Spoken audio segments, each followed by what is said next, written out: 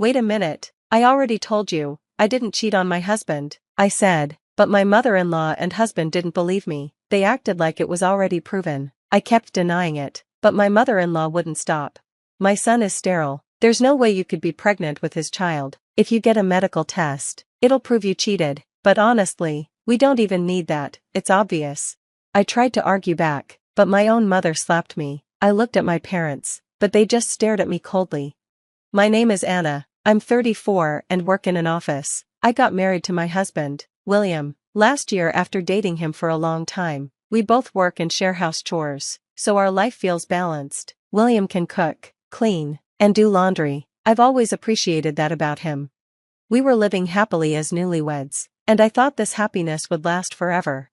From the start of our marriage, I wanted to have kids. In my 20s, I was focused on my career, but as I watched my friends raising happy families, I started longing for a child of my own. However, maybe because of my age, I hadn't been able to get pregnant yet. It was disheartening, but I kept hoping. Then one morning, I woke up feeling sick. Could this be it? I grabbed a pregnancy test, and when I saw the positive result, I couldn't believe my eyes. Was I really pregnant? I called into work late and rushed to the hospital to be sure. The doctor confirmed it. Yes, you're pregnant. I can hear the baby's heartbeat. Congratulations, you're about 3 months along. Hearing this, I couldn't hold back my tears of happiness. I couldn't wait to tell William. On my way home, I stopped at the supermarket to get food and planned a special dinner. I imagined how excited William would be. Would he cry happy tears? Would we hug and celebrate together? I cooked dinner that evening with a big smile on my face. When William got home, he looked at the table. Wow, dinner looks amazing tonight, he said as he loosened his tie. Still smiling, I told him, I have big news, I'm pregnant. He froze, looking shocked, but instead of joy, his reaction crushed me. Whose baby is it? He asked. What? I stared at him, confused. I'm asking, whose child is it? His voice was cold, and his eyes were distant. What are you talking about? Of course, it's yours, I replied, stunned. He sighed deeply. I'm sterile, Anna. What? My heart sank. So it's not mine. I didn't think you'd cheat on me. I'm so disappointed. Wait, I didn't cheat on you. This baby is yours. I tried to explain, but he didn't believe me. I need time to think. I'm going back to my parents' house, he said. Then he left without even touching the dinner I made. A few days later, William called my parents and said he wanted a meeting with them. I begged him to talk to me first, but he refused. In the end, we agreed to meet at my parents' house that Saturday.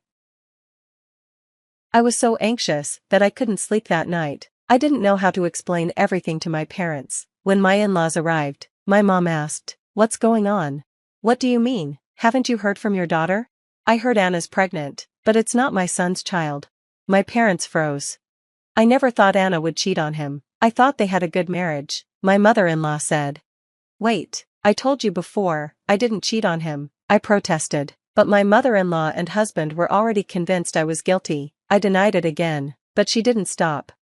My son is sterile, so it's impossible for her to be pregnant with his baby. If we get a medical certificate, it'll prove the affair. But we don't even need that, it's obvious, she added.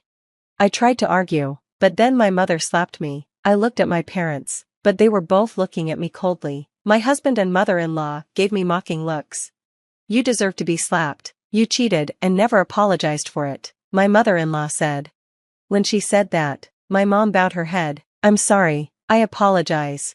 My mother urged me to apologize too, and my dad also apologized to my mother-in-law and husband, saying my daughter caused a lot of trouble. He grabbed my head and pushed me down to apologize. I pushed my dad's hand away and asked them to listen to me, but they wouldn't. They were so angry.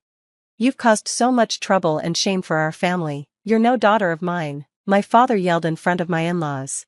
Oh my God, they've disowned you. I guess you got what you deserved, my mother-in-law laughed. Just then, the door to the living room opened, and my sister walked in. Dad, Mom, please calm down, she said. Finally, she was here. My father, still furious, turned on her too. How can you stay so calm after all this? This isn't your problem. We're family, of course, it's my business. My sister turned to my mother-in-law and husband. Is it true that you're sterile? My mother-in-law and husband looked at my sister with confused expressions. "Do you think your sister-in-law is accusing us, William?" my mother-in-law asked. "No, not at all, but it might help if we had some facts to back it up," my sister replied calmly. "When did you have the test?" she asked. My husband and mother-in-law exchanged looks. "He didn't take any tests," my mother-in-law finally admitted. "What?" I was shocked, and my sister was surprised too. "Then how can you say he's sterile?" my sister asked. "Are you trying to scare us? He hasn't had a test." "But it's true," my mother-in-law said defensively. My sister stayed calm and asked, "How can you be so sure?" My mother-in-law sighed, clearly annoyed, and started explaining. "My son was married before. He couldn't have children after 7 years of marriage, but his ex-wife got pregnant right after the divorce, so it must be my son's problem." She ended her story with certainty. "That's not proof that my husband is sterile," I said, but I didn't know how to argue since I didn't know enough about it. I looked at my sister for help, and she nodded, then spoke again. "I understand why you think that, but you can't say for sure he's sterile just because of that. There are people who have kids after 10 years of marriage without fertility treatment." My mother-in-law interrupted. "Don't try to lecture me with what you found on the internet. You're not a doctor, so what you say doesn't matter." I thought, she's not even listening properly. "I am a doctor, I'm an obstetrician," my sister said flatly. "What?" My husband and mother-in-law were shocked. It seemed like they hadn't really paid attention to my sister before. "I explained this before you all got married. You're just guessing. If you really want to blame my sister, let's get a proper test. I can do it for you at a reasonable price since I'm family." At that, both my husband and mother-in-law looked uncomfortable, but they seemed stuck.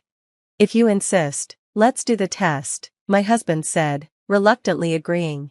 The test was done, and I decided to stay at my sister's house while we waited for the results. I didn't want to see my husband or go back to my parents' house. My sister tried to cheer me up, which helped me stay calm. A few weeks later, the results came in. We all met at my parents' house to hear the news. It turned out there was nothing wrong with my husband. My mother-in-law's face went pale, and my husband was surprised. "Anna, I'm sorry, but I'm glad there's nothing wrong with me. Now we know the baby is mine," he said, sounding relieved. I was speechless. Who was it that agreed with my mother-in-law and accused me based on just assumptions? My mother-in-law laughed and said, "If we'd done this test earlier, we wouldn't have had all this trouble." She didn't even apologize to me. "I guess that settles everything for now," my husband said, looking proud. I thought to myself, I can't be with someone like this anymore. When my husband said, "Let's go home together," I refused. Noticing how I felt, my sister stepped in. "I don't think she's ready to go back yet. I'll stay with her." My husband reluctantly agreed, and he and my mother-in-law finally left my parents' house. "What a pair they are, they almost convinced us too," my father muttered. "I'm sorry I slapped you the other day, but this whole mess is their fault," my mother said, apologizing. My parents were angry at my husband and mother-in-law, but from my point of view, they were also to blame. My sister took me straight to her apartment. As soon as we arrived, I felt such relief that I couldn't stop crying. My sister didn't say anything, she just hugged me and comforted me. No one believed me. Everyone looked at me with cold, suspicious eyes, and it terrified me. In the middle of all that, my sister was the only one who stood by me. I was so glad I had talked to her before the meeting at my parents' house. She came all the way to support me, and I couldn't thank her enough. I stayed with my sister for a few days, resting both physically and emotionally. Then, I made a decision. My sister came with me to my husband's house. When my husband saw us, he greeted me, "Welcome home, I've been waiting for you." He was surprised to see my sister and another person with me. My sister-in-law. "And who is the other person?" he asked. "This is a lawyer. I asked him to come today." "A lawyer?" My husband was clearly upset. "Why a lawyer?" "I can't live with you anymore. I want a divorce." When I said the word divorce, my husband went pale. Wait a minute, this is so sudden," he said. "It's not sudden, not after everything that's happened," I replied firmly. "No, I'm sorry about everything, but you can't just divorce me over that," he argued.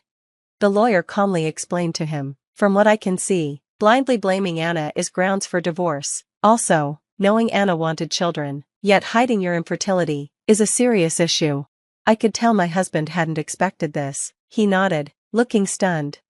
With him standing quietly to the side, I packed my things and went back to my sister's house.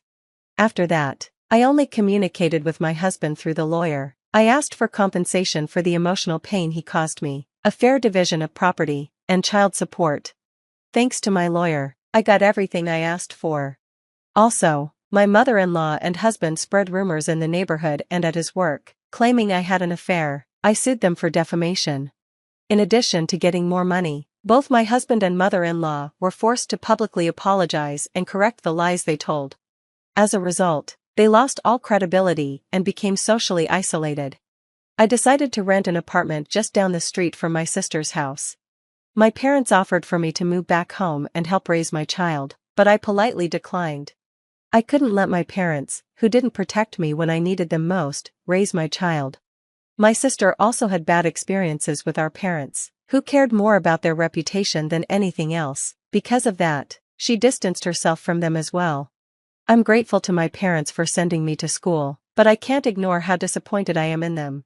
From now on, I'll keep my relationship with them minimal. What matters most to me is having a sister who truly cares for me and stands by me. Of course, I'll do my best to help her when she needs it too. Above all, I need to be strong, for the sake of my unborn child. Blaming me based on assumptions, without even checking the facts, what a terrible husband and mother-in-law. And my parents, who believed them and blamed me without listening to my side, they're just as guilty. I'm so thankful Anna has such a wonderful sister. Raising a child as a single mother won't be easy, but I know she'll be okay. Cherish your sisterly bond and live each day happily. Dinner was supposed to be a simple affair, just the usual Sunday night gathering with Ethan. I had set the table with the old china, the set I only brought out for special occasions. I suppose I was feeling sentimental, maybe even a little lonely. My name is Marla, and I've been a dental hygienist for over 30 years, but more importantly, I'm Ethan's mom. I raised him alone after my husband passed, and he's been my whole world ever since. Ethan had called earlier, saying he had something important to tell me. My mind raced with possibilities, but I never imagined the bombshell he was about to drop. As I placed the roast on the table, Ethan walked in, a nervous energy about him. He was followed by Amber, a woman I'd only met a handful of times. She was all smiles, her eyes darting around the room like she was assessing it. "Mom, I've got some news," Ethan started, looking at Amber for support. She nodded, encouraging him. "Amber and I are engaged." I blinked, trying to process the words. Engaged? To Amber? I barely knew her. My heart skipped a beat, and not in a good way. There was something about Amber that made my skin prickle, but I couldn't put my finger on it. "Oh, well, that's wonderful," I managed to say, forcing a smile. I could feel the tension in the room, a tightrope we were all precariously balanced on. Amber beamed, but there was something in her eyes, a flicker of something I couldn't quite decipher. "We're really excited, Marla. And we were hoping, well, we were thinking of moving in here for a little while. Just until we find our own place." The air seemed to thicken, and I felt a knot tighten in my stomach. They wanted to move in? My mind was a whirl of thoughts, none of them comforting.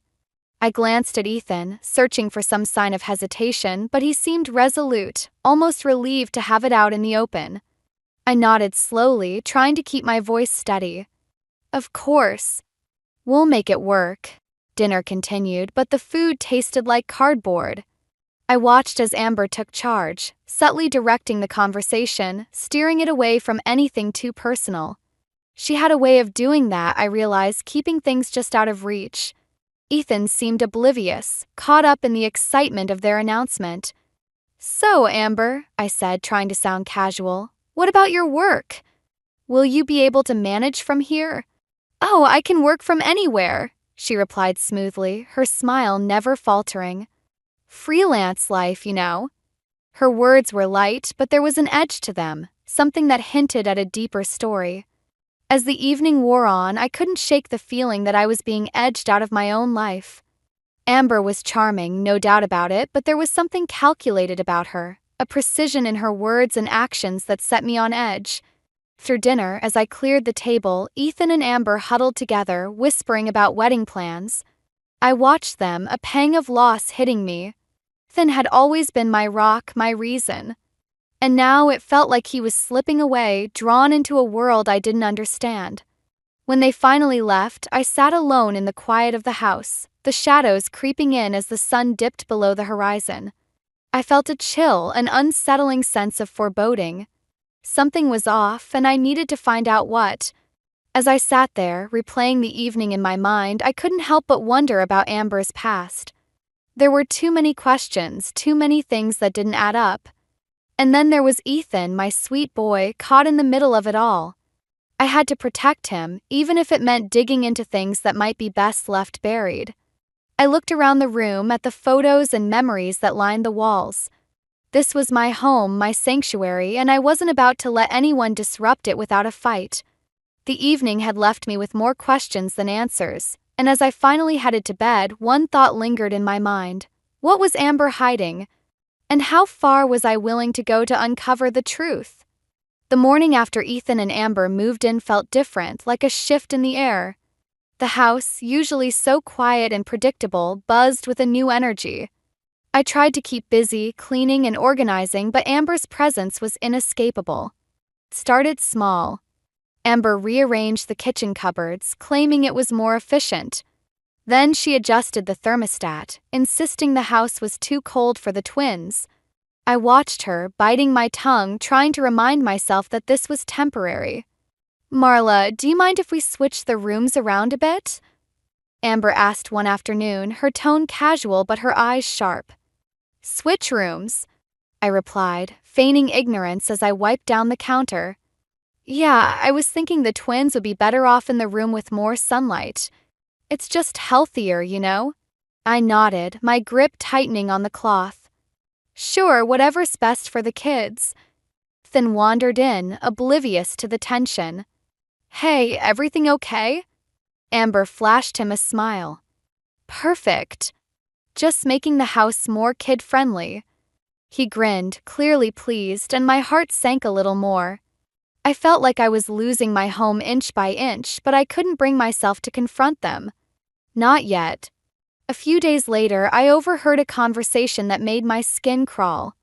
I was passing by the living room when I heard Amber on the phone, her voice low and urgent. "Yeah, the money will be sorted soon. Thin's mom is accommodating." I paused, straining to hear more, but she noticed me and quickly ended the call. She turned to me with a smile that didn't reach her eyes. "Everything okay, Marla?" she asked, her voice syrupy sweet. "Fine," I replied, forcing a smile. "Just passing through." Inside, I was anything but fine. Conversation nagged at me, a persistent itch I couldn't scratch. What money was she talking about? And why did she sound so secretive? That evening, I sat with Harriet, my neighbor and confidant, over a cup of tea. Harriet had been my sounding board for years, and I needed her perspective now more than ever. "There's something off about Amber," I confessed, staring into my cup. "I can't put my finger on it, but she's up to something." Harriet nodded, her expression thoughtful. "Trust your instincts, Marla. They've never steered you wrong before." I sighed, feeling the weight of my worries. "I just don't want to lose Ethan. He's so smitten, he can't see what's happening." "Then you need to find out more," Harriet advised, her voice firm. "Before it's too late." Her words echoed in my mind long after she left. I knew she was right, but I didn't know where to start. Amber was a mystery, and I needed to unravel her before she unraveled my life. The following week, Amber's control seemed to tighten. She began questioning my spending, suggesting changes to the grocery list and household budget. It was subtle, almost like she was testing the waters, but it set my nerves on edge.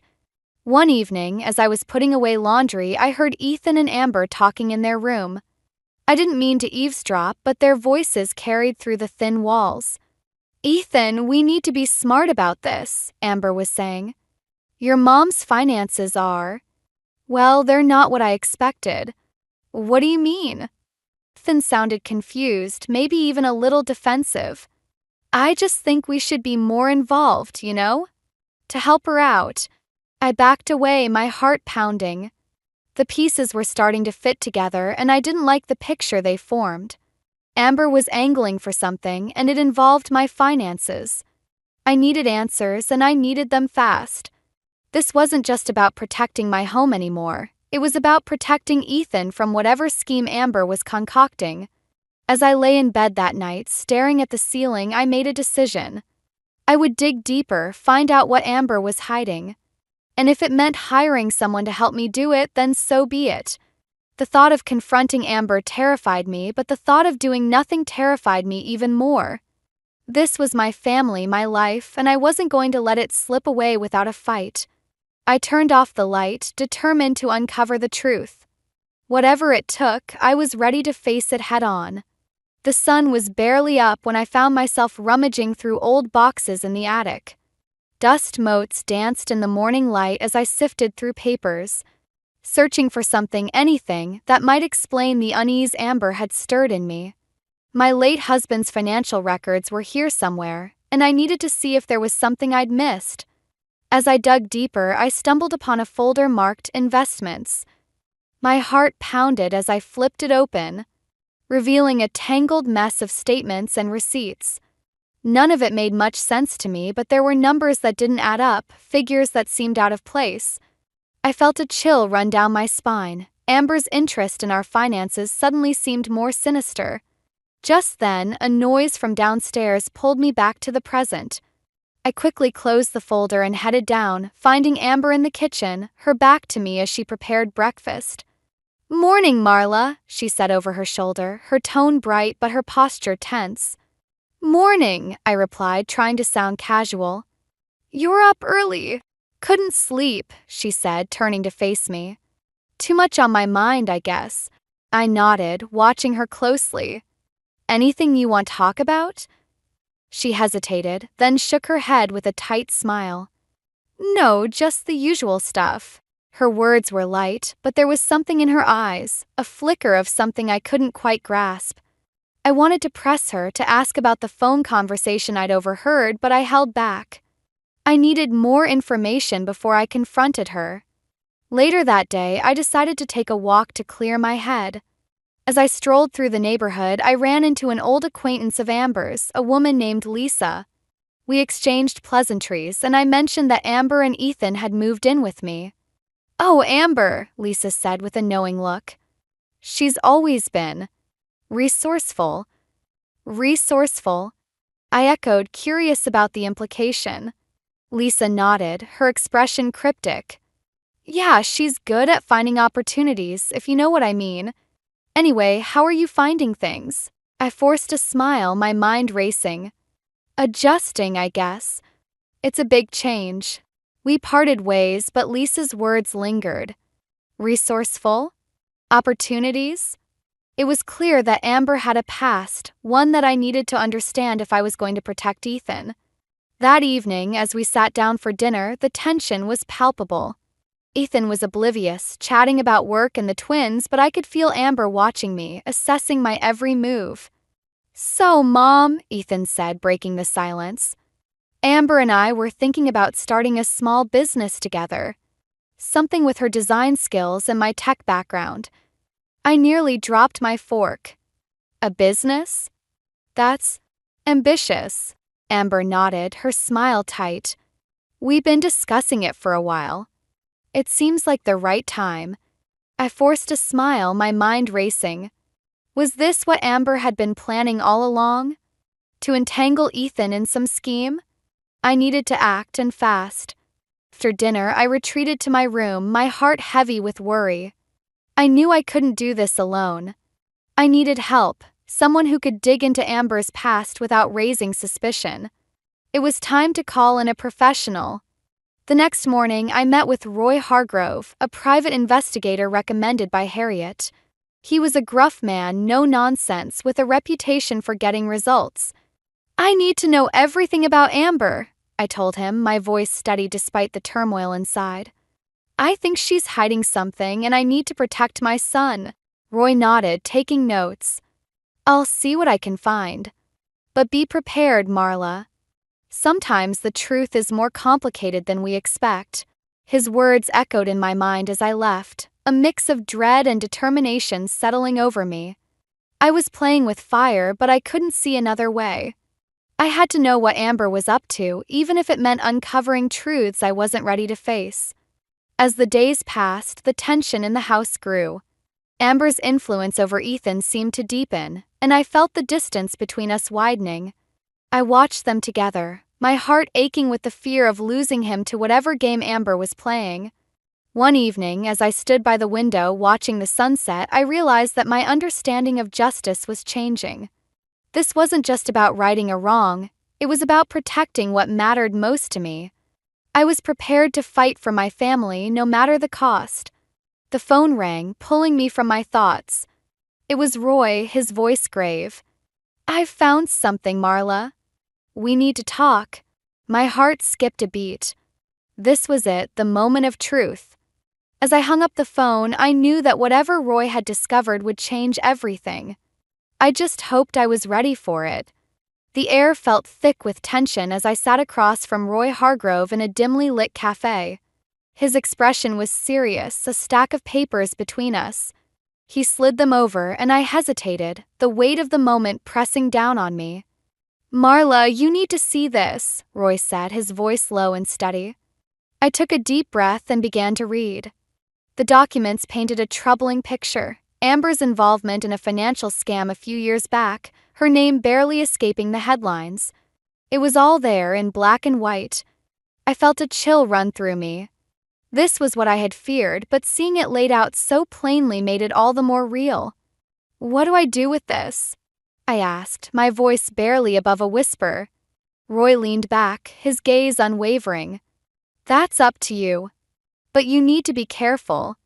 If Amber feels cornered, who knows what she might do?" I nodded, my mind racing. This wasn't just about protecting Ethan anymore. It was about confronting a threat to my family. But how could I do that without pushing Ethan further away? Back home, I found Amber in the kitchen, her demeanor as calm as ever. I watched her, my heart heavy with the knowledge I now carried. She moved with a practiced ease, as if she belonged there, but I couldn't shake the feeling that it was all an act. "Marla, is everything okay?" she asked, her tone sweet but her eyes watchful. "Just tired," I replied, forcing a smile. "Long day at work." She nodded, turning back to her task. I studied her, searching for any sign of the woman Roy's report described, but she remained an enigma. I needed to talk to Ethan, but I couldn't risk him siding with Amber without knowing the full story. That evening, I confided in Harriet, needing her steady presence to ground me. We sat on her porch, the twilight casting long shadows around us. "Harriet, it's worse than I thought," I said, handing her the documents. She read through them, her expression growing more concerned with each page. "This is serious, Marla. What are you going to do?" "I don't know," I admitted, feeling the weight of it all. "I can't lose Ethan, but I can't let Amber continue unchecked." Harriet placed a reassuring hand on mine. "You're stronger than you think. You'll find a way." Her words gave me a sliver of comfort, but the path ahead felt fraught with uncertainty. I needed to confront Amber, but the thought of it filled me with dread. The next day, I decided to take the plunge. I waited until Ethan was out, then approached Amber as she worked on her laptop, her fingers flying over the keys. "Amber, we need to talk," I said, my voice steady despite the turmoil inside. She looked up, her expression unreadable. "Sure, what's up?" I hesitated, choosing my words carefully. "I know about your past, Amber." "The financial issues." Her eyes widened for a split second before she regained her composure. "I see. And what are you planning to do with that information?" I crossed my arms, meeting her gaze. "I want to know why you're here, Amber. Why Ethan? Why my family?" She sighed, closing her laptop with a soft click. "I love Ethan, Marla. I really do. But yes, I have a past. I've made mistakes and I'm trying to move on." Her words were sincere, but I couldn't shake the feeling that there was more she wasn't saying. You need to be honest with me, Amber. If you really care about Ethan, you'll tell me the truth. She hesitated, her facade cracking just a little. I'm trying to build something real here. I didn't plan for this to happen, but it did. I nodded, feeling the weight of her words. I want to believe you, but I need to protect my son. I need to know that you're not using him. Her eyes softened, and for a moment I saw a flicker of vulnerability. I'm not, Marla. I promise.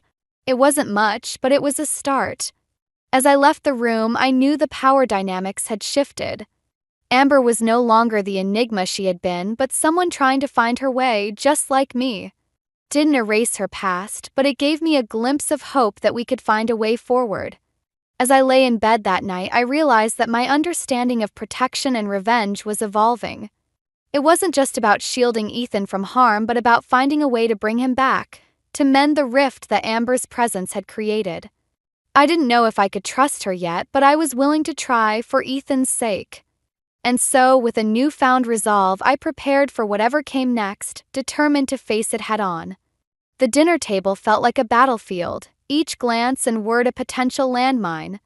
Finn sat at one end, oblivious to the tension, while Amber and I occupied the opposite ends, our silence heavy with unspoken accusations. I could feel the weight of the documents Roy had given me, like a stone in my pocket, a constant reminder of the choice I had to make. "Mom, you're quiet tonight," Ethan remarked, his fork paused midair. I forced a smile, my heart racing. "Just tired, Ethan."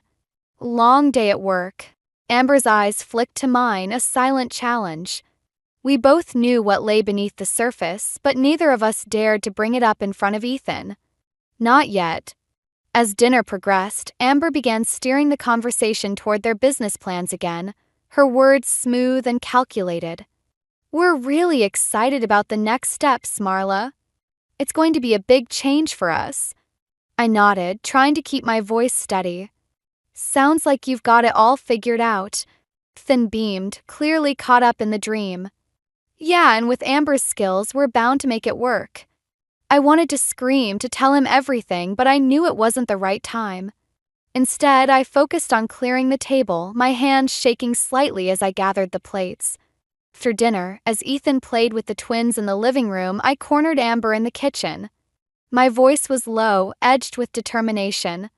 "We need to talk. Now." She leaned against the counter, arms crossed, her expression defiant. "What's there to talk about?" I took a deep breath, trying to keep my emotions in check. "I know about the scam, Amber. I know what you're capable of." Her eyes narrowed, a flicker of fear crossing her face before she masked it with indifference. "That was a long time ago. I'm not that person anymore." "Then why the secrecy? Why the manipulation?" I pressed, my voice rising despite my efforts to stay calm. She sighed, her posture softening slightly. "I'm trying to protect what I have now. I don't want to lose Ethan." "Then be honest with him," I urged, my voice firm. "He deserves to know the truth." Amber looked away, her silence more telling than any words she could have spoken. I realized then that she was just as trapped as I was, caught in a web of her own making. As I turned to leave, Ethan walked in, his smile fading as he sensed the tension. "Is everything okay?" "Fine," Amber replied quickly, her voice overly bright. "Just discussing some things." Ethan looked between us, clearly unconvinced but unwilling to press the issue. "All right, if you say so." The evening wore on, each moment filled with unspoken words and mounting pressure. I felt like I was on the edge of a precipice, teetering between protecting my son and tearing apart the fragile peace we'd managed to maintain. Later, as I lay in bed, I replayed the evening's events in my mind, my heart heavy with doubt. Was I doing the right thing? Was this quest for justice really about protecting Ethan, or was it about something else? Revenge, perhaps? The thought gnawed at me, making me question my motives. The following day, Harriet stopped by, her presence a balm to my frayed nerves. We sat in the garden, the birds chirping around us as I recounted the latest developments. "You're doing what you think is best, Marla," she said, her voice soothing. But maybe it's time to involve Ethan. He deserves to know what's going on. I know, I admitted, my voice barely a whisper. But I'm afraid of losing him to her. Harriet nodded, her expression understanding. Sometimes the only way to protect someone is to let them make their own choices. Her words lingered long after she left, a seed of doubt and hope intertwined. I knew I had to talk to Ethan, but the thought of it terrified me. What if he didn't believe me? What if he chose Amber over me? As the sun set, painting the sky in hues of orange and pink, I made my decision. I would tell Ethan everything, lay it all on the line. It was the only way to truly protect him, to give him the chance to see the truth for himself. I took a deep breath, steeling myself for what lay ahead. This was the moment of truth, and I had to face it no matter the outcome. For Ethan, for my family, and for myself. The house felt emptier than ever, even with Ethan and Amber still living under its roof. Each room echoed with the weight of unspoken words and unresolved tensions. I stood in the kitchen, staring at the pile of dishes that seemed to mirror the chaos in my heart. I knew I had to confront Ethan, but the thought left me paralyzed with fear. The moment came sooner than I expected. Ethan found me later that evening, his expression a mix of concern and frustration. "Mom, we need to talk." I nodded, bracing myself. "I know. Let's sit." We settled in the living room, the silence between us thick and suffocating. I handed him the documents Roy had gathered, my hands trembling slightly. "You need to see this, Ethan." He took them, his brow furrowing as he read. I watched his face change, confusion giving way to disbelief and then anger. "Where did you get this?" "Roy Hargrove, a private investigator," I replied, my voice steady but my heart pounding. "I had to know the truth, Ethan." "I'm sorry." He looked up, his eyes searching mine for answers. "Why didn't you tell me sooner?" "I didn't want to hurt you," I admitted, feeling the sting of tears. "I was trying to protect you." Ethan shook his head, his voice rising. "Protect me? By going behind my back? How could you do this, Mom?" The accusation in his voice cut deeper than I'd anticipated. I reached for him, desperate to bridge the chasm between us. I didn't know what else to do. "Amber's past." "Is her past," he interrupted, standing abruptly. "People change, Mom. I thought you of all people would understand that." His words hit me like a physical blow. I watched him walk away, my heart breaking as the door slammed behind him. The house seemed to shudder in the aftermath, leaving me alone with my regrets. As the night wore on, I paced the house, my mind a storm of doubt and fear. Had I pushed Ethan away for good? Had my quest for justice turned into revenge, blinding me to the possibility of redemption? The next morning, I found Amber in the kitchen, her expression guarded. "Ethan told me everything." I nodded, feeling the weight of my actions pressing down on me. "I'm sorry, Amber. I had to know." She sighed, her shoulders slumping. "I get it, Marla. I do. But you have to understand, I'm not that person anymore. I love Ethan. I love this family." Her words were sincere, but the damage was done. I felt the sting of my own misjudgments, the realization that my actions had driven a wedge between us all. I was at my lowest point, the path to resolution obscured by the shadows of my own making. As the day dragged on, I retreated to my room, the weight of my decisions pressing down on me. I sat by the window, watching the world outside move on, feeling more isolated than ever. The thought of losing Ethan, of never mending the rift I'd created, was almost too much to bear. But then a knock at the door pulled me from my despair. It was Harriet, her presence a welcome balm to my wounded heart. She sat beside me, her silence a comfort in itself. "I messed up, Harriet," I confessed, my voice breaking. "I've lost him." She shook her head, her eyes filled with compassion. "You haven't lost him, Marla. He's angry, but he'll come around. You just need to give him time." I nodded, though the words felt hollow. Time seemed like a luxury I couldn't afford, not with the stakes so high. But Harriet's faith in me and Ethan was a glimmer of hope in the darkness. As the sun set, casting long shadows across the room, I realized that my understanding of protection and justice had been flawed. It wasn't about shielding Ethan from the truth, but about facing it together as a family. I had let fear drive my actions, and now I had to find a way to rebuild what had been broken. Path ahead was uncertain, but I knew I had to try. For Ethan, for Amber, and for the twins. I had to believe that redemption was possible, that love could heal even the deepest wounds. With renewed determination, I stood, ready to face whatever came next. It was time to fight for my family, not with secrecy and suspicion, but with honesty and understanding. And maybe, just maybe, we could find our way back to each other. The rain tapped steadily against the windows, a rhythmic backdrop to the tension simmering in the living room. I stood by the fireplace, my heart pounding as Ethan and Amber sat across from me, their expressions a mix of apprehension and defiance. This was it, the moment of truth. Culmination of everything that had been building between us. "Ethan, Amber," I began, my voice steady despite the turmoil inside. "We need to talk. Really talk." Ethan nodded, his gaze unwavering. "I'm listening, Mom." I took a deep breath, feeling the weight of my words before they left my lips. "I know I've overstepped. I was scared of losing you, Ethan.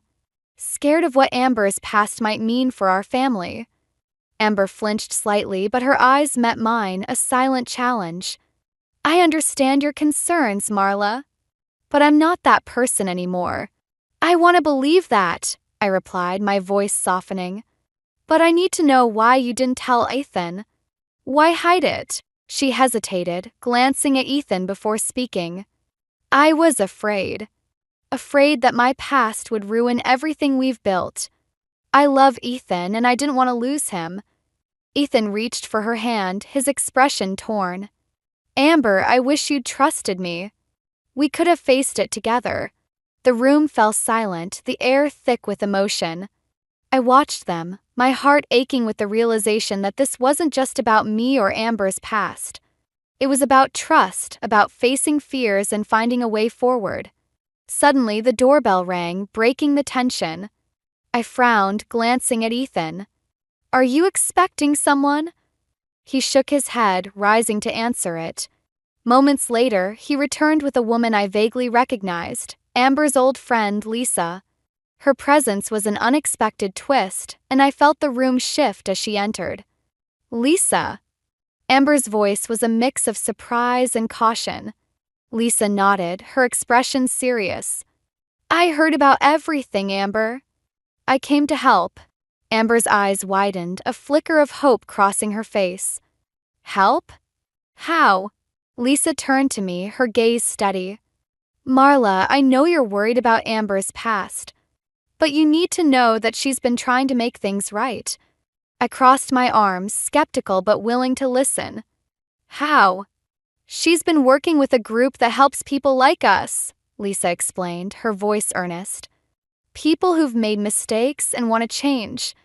Amber's been a part of it for months." Amber nodded, her voice barely above a whisper. "I didn't know how to tell you. I wanted to prove I could be better before coming clean." The revelation hung in the air, a new layer to the story that shifted everything I thought I knew. I looked at Amber, seeing her in a new light, not as a threat but as someone trying to overcome her past. Ethan squeezed Amber's hand, his voice filled with determination. "We can work through this together." I felt a swell of emotion, the realization that my quest for justice had been misguided. It wasn't about punishment or revenge, but about understanding and forgiveness. About giving people the chance to change. "Amber, I'm sorry," I said, my voice thick with emotion. "I should have trusted you. Trusted that you love Ethan and want what's best for him." Amber's eyes softened, tears glistening. "Thank you, Marla. I know I have a long way to go, but I'm committed to making it work." The rain continued to fall, a gentle reminder of the cleansing power of truth and reconciliation. As I looked at my family, I realized that we were stronger together, united by our struggles and the love that had brought us to this point. In that moment, I felt a sense of peace. knowing that we had faced our greatest challenge and come through it with a deeper understanding of what it meant to be a family. The themes of justice and forgiveness had intertwined, guiding us toward a new beginning. I stepped forward, pulling Ethan and Amber into a hug, feeling the warmth of their presence. "We'll figure it out," I whispered, the words a promise to myself and to them. "Together." And as we stood there, the storm outside mirroring the one we'd weathered inside, I knew that we had found our way back to each other, stronger and more resilient than before. The house felt warmer now, filled with the sounds of life and laughter. Twins played on the living room floor, their giggles a soothing balm to the tension that had once plagued our family. I watched them fondly, feeling a sense of peace that had been absent for far too long. Ethan and Amber were in the kitchen, preparing dinner together. Their movements were synchronized, a testament to the bond they'd rebuilt. I marveled at how far we'd come, how the storm that had threatened to tear us apart had ultimately brought us closer. As I joined them, Amber glanced up, her smile genuine and warm. "Marla, can you pass me the salt?" I obliged, feeling the ease in our interactions that had once been fraught with suspicion. "Of course. Smells delicious in here." Ethan chuckled, his eyes twinkling with affection. "Amber's secret recipe. You'll love it." I nodded, grateful for the lightness that had returned to our lives. We'd faced our demons and come out stronger, our family ties reinforced by the trials we'd endured. After dinner, as the twins settled down for the night, Ethan and I found ourselves on the porch, the cool evening air a welcome relief. He leaned against the railing, his expression contemplative. "Mom, I've been thinking," he began, his voice thoughtful, "about everything that happened." I met his gaze, sensing the weight of his words. "And," he sighed, a small smile tugging at his lips, "I'm glad we went through it. It wasn't easy, but it brought us to where we are now. And I wouldn't trade that for anything." I nodded, feeling the truth of his sentiment. "I feel the same way. It taught me a lot about forgiveness, about understanding." Then turned to me, his eyes earnest. "Thank you for fighting for us, even when it seemed impossible." His words filled me with a warmth that spread through my chest. I reached out, squeezing his hand. "I'll always fight for you, Ethan. For our family." As we stood there, the stars twinkling above, I felt a sense of closure. We'd faced the darkness and emerged into the light, our relationship stronger and more resilient than ever. The next morning, as I tidied up the house, I stumbled upon an old box of letters. Curious, I opened it, my heart skipping a beat as I recognized my late husband's handwriting. Among the letters was one addressed to me, written shortly before he passed. I sat down, unfolding the paper with trembling hands. His words were a balm to my soul, a reminder of the strength of family bonds and the importance of compassion. He spoke of love and forgiveness, of the power of understanding and the legacy we leave behind. Tears filled my eyes as I finished the letter, the weight of his wisdom settling over me like a comforting embrace. It was the final piece of the puzzle, the last step in my journey toward healing and acceptance. As I placed the letter back in the box, I felt a renewed sense of purpose. I'd learned so much through this ordeal about myself, about my family, and about the power of empathy. It was a lesson I would carry with me, a guiding light in the years to come. Later, as we gathered for breakfast, Amber approached me, her expression tentative yet hopeful. "Marla, I've been thinking about something." I raised an eyebrow, intrigued. "Oh." She nodded, her gaze steady. "I want to share my story, to help others who are struggling like I did. I think it could make a difference." Her words resonated with me, a testament to the growth and redemption she'd found. I smiled, feeling a swell of pride. "I think that's a wonderful idea, Amber. You have so much to offer." As we sat down to eat, I felt a sense of contentment. We were a family, imperfect and ever-evolving, but bound by the love and understanding we'd discovered through our trials. And as the sun rose, casting its golden light over us, I knew that we were ready to face whatever came next, together. Past was behind us, but its lessons would guide us forward, shaping our future in ways we could only begin to imagine. I was sitting at the kitchen table, sipping my morning coffee, when my phone buzzed. It was a voicemail from Lila. Odd, since she usually texts. I pressed play, expecting her cheerful voice, but instead there was silence. A long, unnerving silence. Then, just before it ended, I heard something. A faint, muffled cry. It sent a chill down my spine. My name is Margot, and I'm a dental hygienist. My life is pretty ordinary, filled with routine checkups and the occasional dental emergency. But that morning, everything felt different. That voicemail was like a dark cloud settling over my sunny kitchen. I tried calling Lila back immediately. No answer. I texted her, hoping for a quick reply, but the minutes ticked by with nothing. As I sat there, my mind wandered back to the last few weeks. Lila had been withdrawing from family events, always with some vague excuse. I'd brushed it off as her being busy with work or just needing space. But now I couldn't shake the feeling that something was wrong. Ethan, my husband, walked in, still in his pajamas. "You look worried," he said, pouring himself a cup of coffee. "It's Lila," I replied, replaying the voicemail for him. His brow furrowed as he listened. "Maybe it's nothing," he said, trying to reassure me. "You know how phones can be." I nodded, but my gut told me otherwise. "I think I need to go see her," I said, standing up and grabbing my keys. Ethan didn't argue. That's one of the things I love about him. He's always been my rock, supporting me even when I'm chasing shadows. The drive to Lila's place felt longer than usual. My mind was racing, filled with possibilities, each one more unsettling than the last. I thought about the last time I saw her. She seemed fine, maybe a bit tired, but nothing out of the ordinary. Yet, there was something in her eyes, a flicker of something I couldn't quite place. Fear, perhaps? When I arrived, I knocked on the door, trying to keep my anxiety in check. Carter, my son-in-law, answered with his usual charming smile, but it felt different this time. Forced, maybe. "Margot, what a surprise," he said, stepping aside to let me in. "Lila's in the kitchen." I found her there, making breakfast for Olive. She looked up, surprised to see me. "Mom, what are you doing here?" "I got your voicemail," I said, watching her closely. Her face went blank for a moment, then she forced a smile. Oh, that must have been Olive playing with my phone. I wanted to believe her, but something in her voice didn't sit right. I watched as she turned back to the stove, her movements a bit too deliberate. Olive was sitting at the table, drawing. She looked up and gave me a big smile, completely oblivious to the tension in the room. Carter joined us, leaning against the counter. "Everything okay?" he asked, his eyes darting between Lila and me. "Just checking in," I said casually, though my heart was pounding. "We missed you at dinner last weekend." Lila shrugged, not meeting my gaze. "Work's been crazy." We made small talk, but the air felt thick with unspoken words. Lila seemed distracted, her eyes flicking to Carter whenever he spoke. I noticed the way she flinched slightly when he touched her shoulder. It was subtle, but it was there. As I left, I hugged Lila a little tighter than usual. "Call me if you need anything," I whispered, hoping she'd hear the deeper meaning. Driving home, I couldn't shake the feeling that something was terribly wrong. I thought about the voicemail, the silence, and that faint cry.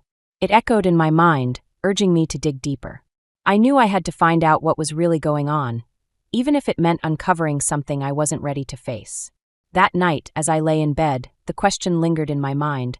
What was Lila hiding, and how far was I willing to go to protect my daughter? The next day, I found myself back at Lila's doorstep. I hadn't planned on visiting again so soon, but I couldn't shake the feeling that something was bubbling beneath the surface. As I knocked, I rehearsed my lines in my head, trying to sound casual yet concerned. Lila opened the door, her eyes widening in surprise. "Mom, you're back already?" I shrugged, trying to play it cool. "Thought I'd drop by. Maybe take you and Olive out for lunch." She hesitated, glancing over her shoulder. "Carter's home today. Maybe another time." I could feel the tension in her voice, like a tightly wound coil ready to snap. "Just a quick bite," I insisted. "I miss spending time with my girls." Carter appeared behind her, his smile as polished as ever. "Margot, twice in 2 days? We're honored." I forced a smile, feeling the insincerity seep through his words. "What can I say? I love my family." Lila looked between us, her eyes flickering with something I couldn't quite read. Fear? Resignation? Whatever it was, it made my heart ache. "Actually," Carter said, wrapping an arm around Lila's shoulders, "we were just about to head out ourselves." "Where to?" I asked, trying to keep the conversation light. "Just errands," Lila replied quickly, her eyes avoiding mine. "Groceries and stuff." I nodded. though my instincts screamed that there was more to the story. All right, another time then. As I turned to leave, Olive bounded into the room, her little face lighting up when she saw me. "Grandma," she squealed, wrapping her arms around my legs. I knelt down to her level, ruffling her hair. "Hey, sweetheart. How about a playdate at my place soon?" Olive nodded enthusiastically, but Carter's voice cut in, smooth and controlling. "We'll see, Olive. Maybe next weekend." I kissed Olive's forehead, feeling the weight of Carter's gaze on me. "I'll hold you to it," I said, standing up. Walking back to my car, I couldn't shake the feeling that I'd just witnessed a carefully choreographed performance. Lila's evasiveness, Carter's charm. It all felt like part of a script designed to keep me at bay. Back home, I found Ethan in the garage, tinkering with his latest project. "How'd it go?" he asked, wiping his hands on a rag. "Strange," I replied, leaning against the workbench. Lila seemed off. And Carter, well, he's always too smooth for my liking. Ethan nodded, his expression thoughtful. "Maybe you should talk to Jonah. He might have noticed something too." I considered it. Jonah and Lila were close, always had been. If anyone could help me piece this puzzle together, it was him. Later that evening, I called Jonah. He picked up on the second ring, his voice warm and familiar. "Hey Mom, what's up? Just wanted to chat," I said, trying to sound casual. "Have you talked to Lila lately?" "Yeah, a few days ago," he replied. "Why?" I hesitated, choosing my words carefully. "She seems distant. Have you noticed anything?" There was a pause on the line, then Jonah sighed. "Actually, yeah." She mentioned feeling overwhelmed, like she couldn't catch a break. I could hear the concern in his voice, mirroring my own. "Did she say why?" "Not directly," Jonah admitted. "But she hinted at feeling trapped. I thought it was just work stress." A chill ran through me. Trapped. The word hung heavy in the air, echoing my own fears. "I think there's more to it," I said, my voice barely above a whisper. Jonah was silent for a moment, then he said, "What do you want to do?" I took a deep breath, feeling the weight of the decision. "I need to find out what's really going on. But I can't do it alone." "I'm with you, Mom," Jonah said, his voice steady and reassuring. "Whatever you need." Hanging up, I felt a sense of resolve wash over me. I wasn't alone in this. With Jonah by my side, I was determined to uncover the truth, no matter how deep or dark it might be. As I lay in bed that night, I replayed the day's events in my mind. Lila's hesitation, Carter's controlling presence, Olive's innocence caught in the middle. The pieces were all there, scattered and incomplete. But I was ready to put them together, one way or another. I closed my eyes, the question that had haunted me since that voicemail still lingering. What was Carter hiding? And how far would I go to protect my daughter and granddaughter? The following weekend, Jonah and Mia invited us over for dinner. It was a welcome distraction from the gnawing worry that had taken root in my mind. As we sat around their dining table, the warmth of family camaraderie filled the room. But underneath, I felt a simmering tension, like a pot on the verge of boiling over. "How's Lila been?" Jonah asked casually, passing me the salad bowl. I hesitated, glancing at Ethan, who nodded slightly, encouraging me to speak. "She's been distant," I admitted, my voice low. "There's something going on, and I'm worried." Mia, ever the perceptive one, leaned forward. "Do you think it's Carter?" I nodded, feeling the weight of unspoken fears pressing down on me. "There's something off about him. I can't put my finger on it, but Lila's not herself." Jonah exchanged a glance with Mia, then turned back to me. "I've been thinking the same. Lila's always been strong, but lately she seems subdued." Ethan cleared his throat, breaking the tension. "We need to find out what's really happening. Maybe talk to Lila again, but carefully." Just then, the doorbell rang, interrupting our conversation. Jonah got up to answer it, and a moment later, he returned with an unexpected guest, Carter. "Hope I'm not interrupting," Carter said, his smile wide and disarming. "Lila mentioned you were having dinner, and I thought I'd swing by." My heart sank. His presence felt like a shadow cast over the evening. "Of course," I said, forcing a smile. "You're always welcome." Carter took a seat, his eyes scanning the room, as if assessing the dynamics. "Lila's at home with Olive. She sends her love." As we resumed dinner, the conversation felt strained, with Carter steering it towards superficial topics. But underneath, I sensed an undercurrent of tension, like a predator circling its prey. Mia, trying to lighten the mood, asked Carter about his work. "How's the marketing world treating you?" He launched into a rehearsed spiel about his latest project, his words smooth and practiced. But I noticed how he avoided eye contact, his gaze flickering nervously around the room. Jonah, ever the teacher, shifted the conversation back to family. Olive's been doing great in school. She's such a bright kid. Carter's smile faltered, just for a moment. Yeah, she's a smart one, he said, his voice lacking the usual warmth. As the evening wore on, I watched Carter closely, noting the subtle cracks in his facade. The way his fingers tapped restlessly on the table, the slight edge in his voice when he spoke about Lila.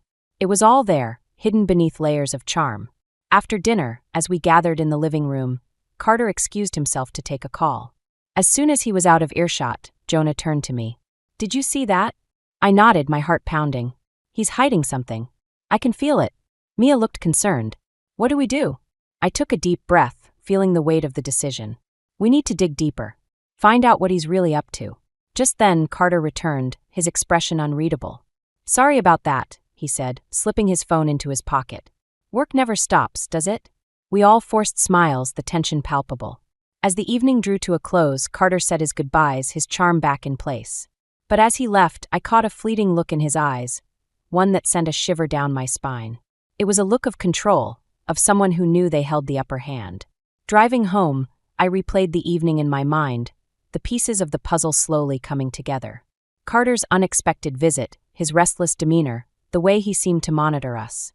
It all pointed to something deeper, something darker. I glanced at Ethan, who was staring out the window, lost in thought. We need to act, I said, breaking the silence. Before it's too late. Ethan nodded, his expression grim. We'll figure it out, Margot. Together. As we pulled into the driveway, I felt a renewed sense of determination. I didn't know what Carter was hiding, but I was more resolved than ever to protect my family. No matter what it took, I would uncover the truth and bring my daughter back from the shadows. The next morning, I sat at the kitchen table, staring at the untouched cup of coffee in front of me. It was one of those rare moments when the house was silent, and I could almost hear my own thoughts weaving a tangled web of worry and determination. I knew I had to confront Lila, but the fear of pushing her away gnawed at me. Ethan walked in, sensing my unease. You look like you've been up all night, he said, taking a seat across from me. I have, I admitted, running a hand through my hair. I keep thinking about Lila. I need to talk to her, but I'm scared I'll make things worse. He reached across the table, his hand warm and reassuring. You won't. She needs to know we're here for her, no matter what. His words gave me a sliver of courage.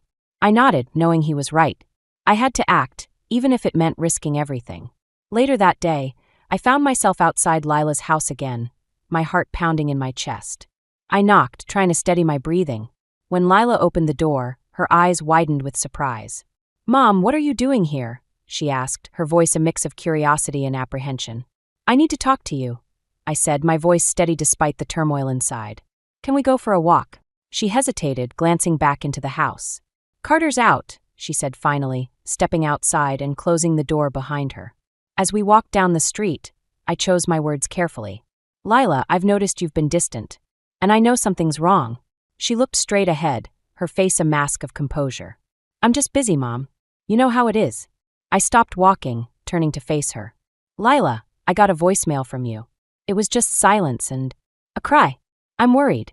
Her facade cracked, just for a moment, and I saw a flicker of fear in her eyes. That must have been a mistake, she said, her voice barely above a whisper. Lila, you can tell me anything, I urged, my heart aching for her. She sighed, looking down at her feet. It's complicated, Mom. Carter, he just gets stressed sometimes. I felt a surge of anger, not at her, but at the situation that made her feel trapped. Lila, this isn't just stress. I'm here to help you, but you have to let me. She bit her lip, her eyes glistening with unshed tears. I don't know what to do, she confessed, her voice breaking. I reached out, pulling her into a hug. We'll figure it out together, I promised, feeling her tremble in my arms. As we stood there, I realized the depth of her fear, and it only fueled my resolve. I had to protect her, no matter the cost. That evening, back at home, I shared the conversation with Ethan. She's scared, Ethan. Really scared. He nodded, his expression grim. We need to find something concrete, something that can help her. Just then, my phone buzzed with a text from Jonah. Found something. Can we meet? Ethan and I exchanged a look, our hearts in sync with the urgency of the situation. We drove to Jonah's place, where he greeted us with a folder in hand. I did some digging, Jonah said, his voice low. Carter's got a history. Financial troubles, shady business deals. It's all here. I flipped through the papers, each revelation like a punch to the gut. Why didn't we see this before? I asked, feeling a mix of anger and guilt. He's good at hiding it, Jonah replied. But this gives us leverage. We can use it to help Lila. Ethan nodded, his jaw set with determination. We need to show this to Lila. She needs to know she has options. As we sat there, the weight of our discovery hung heavy in the air. It was a turning point, a chance to shift the power dynamic and give Lila the courage to break free. But just as we were making plans, Jonah's phone buzzed. He glanced at it, his face paling. "It's Lila," he said, his voice urgent. "She's asking for help. Now." The room went still, the gravity of the situation sinking in. We had to act, and fast. The stakes had never been higher, and the time for waiting was over. As we rushed to her aid, I felt a fierce protectiveness surge within me. This was my family, and I would do whatever it took to keep them safe. The road ahead was uncertain, but I knew we had to face it together, armed with the truth and the unbreakable bond of family. As we sped towards Lila's house, the air was thick with urgency. Jonah drove, his knuckles white on the steering wheel, while Ethan sat beside him, silent but alert. I was in the back seat, clutching my phone, waiting for any updates from Lila. The message had been brief, just enough to convey the desperation in her voice. "Help. Now." When we arrived, the front door was ajar, swinging slightly in the breeze. My heart pounded as I pushed it open, calling out for Lila. The house was eerily quiet, each step echoing in the silence. "Lila," I called, my voice trembling. There was a faint sound from upstairs, a muffled sob. I rushed up the stairs, Jonah and Ethan close behind. We found Lila in Olive's room, holding her daughter close. Olive was crying, her small frame shaking with fear. "Lila, what happened?" I asked, kneeling beside them. She looked up, her face streaked with tears. "Carter. He just snapped. I told him I needed space, and he lost it." Ethan crouched down, his voice calm but firm. "Where is he now?" Lila shook her head. "He stormed out. I don't know where he went." I pulled her into a hug, feeling the weight of her fear. "You're safe now," I whispered, though the words felt hollow. The threat of Carter still loomed large. Jonah looked around, his expression tense. "We need to get you both out of here, just in case he comes back." Lila nodded, her resolve hardening. "I can't stay here. Not anymore." As we gathered their things, I felt a mix of relief and dread. We were taking action, but the path ahead was fraught with uncertainty. I glanced at Olive, who clung to Lila, her eyes wide and scared. I wanted to promise her everything would be okay, but the truth was, I didn't know what lay ahead. Back at our house, we settled Lila and Olive in the guest room. The familiar surroundings offered a small comfort, but the tension lingered in the air. Over dinner, the conversation was subdued, each of us lost in our thoughts. After we put Olive to bed, Lila joined us in the living room. Her face was drawn, the weight of the day etched in every line. "I can't believe it came to this," she said, her voice barely above a whisper. Ethan placed a reassuring hand on her shoulder. "You did the right thing, Lila. You're protecting Olive, and that's what matters." She nodded, though her eyes were filled with uncertainty. "What if he comes after us? What if he tries to take Olive?" I felt a surge of anger and protectiveness. "We won't let that happen," I said, my voice firm. "We have the information Jonah found. We can use it to keep him at bay." Lila looked at Jonah, who nodded. "It's enough to get a restraining order, at the very least. We'll make sure you're safe." As we discussed our next steps, a new determination took root within me. I had been driven by a need to protect my family, but now the stakes were higher. It wasn't just about keeping Lila and Olive safe. It was about ensuring they could live freely, without fear. But even as we made plans, a part of me wondered about Carter. What had driven him to this point? Was he truly irredeemable, or was there something deeper at play? The questions gnawed at me, challenging my perception of justice and revenge. Was I seeking to protect my family, or was I driven by a need to punish Carter for the pain he'd caused? The next morning, as I prepared breakfast, my phone buzzed with a message from an unknown number. I hesitated, then opened it. It was a photo of Lila and Olive taken from a distance with a single word beneath it. "Soon." My blood ran cold, the implications clear. Carter was watching us, waiting for his moment. I showed the message to Ethan, who frowned, his expression darkening. "We need to go to the police," he said, his voice leaving no room for argument. I nodded, feeling the weight of the decision. We were in deeper than I'd imagined, and the road ahead was fraught with danger. But I knew one thing for certain. I would do whatever it took to protect my family, even if it meant facing my own fears and doubts. As we prepared to take the next steps, I felt a flicker of hope. We were united, stronger together than we were alone. And in the face of uncertainty, that was enough to keep us moving forward. The morning after receiving Carter's chilling message, I found myself at the police station, my heart heavy with dread. Ethan stood beside me, his presence a steadying force, as we explained the situation to the officer. Lila sat quietly, holding Olive on her lap, her eyes shadowed with exhaustion and fear. "We need protection," I said, my voice firm despite the anxiety knotting my stomach. "Carter's been threatening us." The officer nodded, taking notes. "We can issue a temporary restraining order, but you'll need to provide evidence of these threats." I handed over the folder Jonah had compiled, the weight of its contents pressing down on me. This should be enough. After what felt like an eternity, we left the station with a promise of action, but the reassurance felt hollow. The system moved slowly, and Carter was unpredictable. As we drove home, the reality of our situation settled over me like a dark cloud. We were doing everything we could, yet it felt like we were always one step behind. Back at the house, Lila and Olive retreated to their room, while Ethan and I sat in the living room, the silence between us heavy with unspoken fears. "What if this isn't enough?"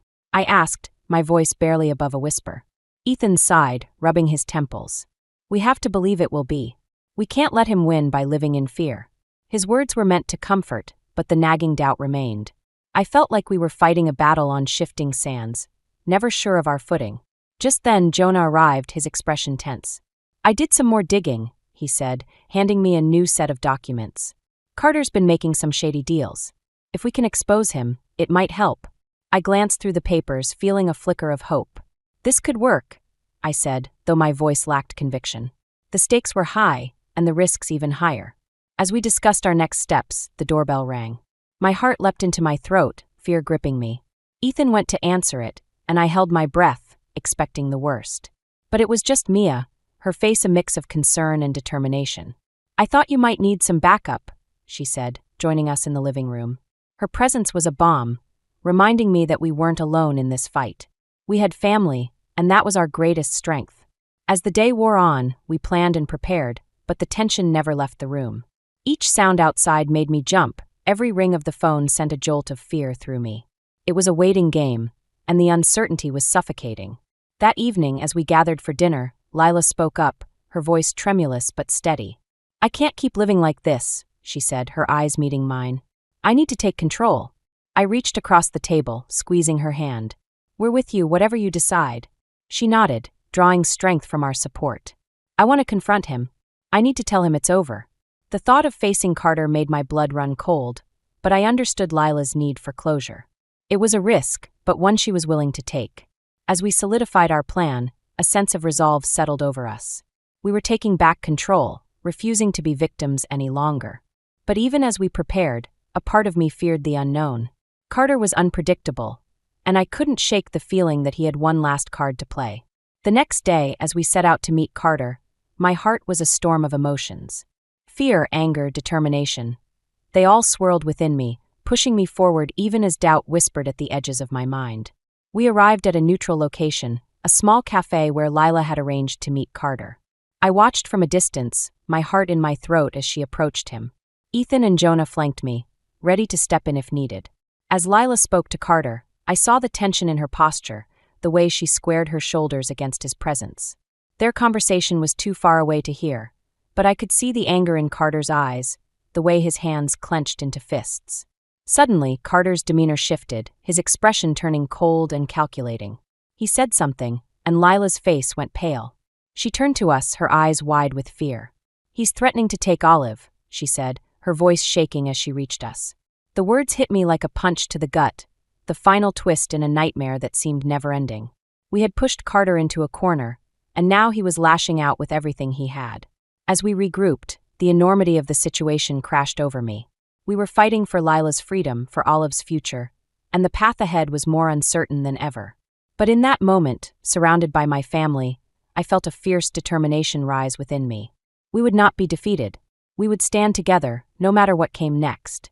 The air was thick with tension as we approached Carter's house, the setting sun casting long shadows across the driveway. This was it, the moment we had been building towards, the confrontation that would determine our future. I felt a mix of fear and determination coursing through me, each step forward a battle against the instinct to turn and run. Ethan, Jonah, and I moved as one, a united front. Lila was with us, her resolve steely despite the tremor in her hands. Olive was safely with Mia, away from the chaos that was about to unfold. We knocked on the door, and it swung open to reveal Carter, his expression a mask of surprise quickly replaced by a smirk. "Well, this is unexpected," he said, leaning against the doorframe with feigned nonchalance. "We need to talk," Lila said, her voice steady. Carter's eyes flicked to me, then back to Lila. "Is this some kind of intervention?" "You could say that," Jonah replied, his voice calm but firm. "We know what you've been doing, Carter." Carter's smirk faltered, a flicker of uncertainty crossing his face. "I have no idea what you're talking about." Lila stepped forward, her gaze unwavering. "It's over, Carter. I'm done living in fear." For a moment, Carter said nothing, his eyes narrowing as he assessed the situation. Then, with a sudden burst of anger, he slammed the door shut, locking us out. I felt a surge of panic, but Ethan was already moving, pounding on the door. "Carter, open up. We just want to talk." There was a tense silence, and then the door opened again, Carter's demeanor cold and calculating. "Fine. Let's talk." We entered the house, the familiar surroundings now tinged with a sense of foreboding. Carter led us to the living room, where we all stood, the air crackling with tension. "You think you can just walk in here and tell me how to live my life?" Carter said, his voice laced with bitterness. "You have no idea what it's like." "I know enough," Lila replied, her voice strong. "Enough to know I deserve better. Olive deserves better." Carter's eyes flashed with anger, but there was something else there too, a vulnerability, a crack in his armor. "I was trying to protect us," he said, his voice dropping. "By controlling us?" Lila shot back, her words sharp. "That's not protection, Carter. That's fear." As they spoke, I watched Carter closely, seeing the battle waging within him. He was a man cornered, his facade crumbling under the weight of his own insecurities. "You think you're so righteous," Carter said, turning his gaze to me. "But you don't know what it's like to feel powerless." I stepped forward, my heart pounding. "I know more than you think," I replied, my voice steady. "And I know that power doesn't come from control. It comes from love and respect." Carter's expression wavered, and for a moment, I saw the man beneath the mask, a man driven by fear and insecurity, trapped in a cycle of his own making.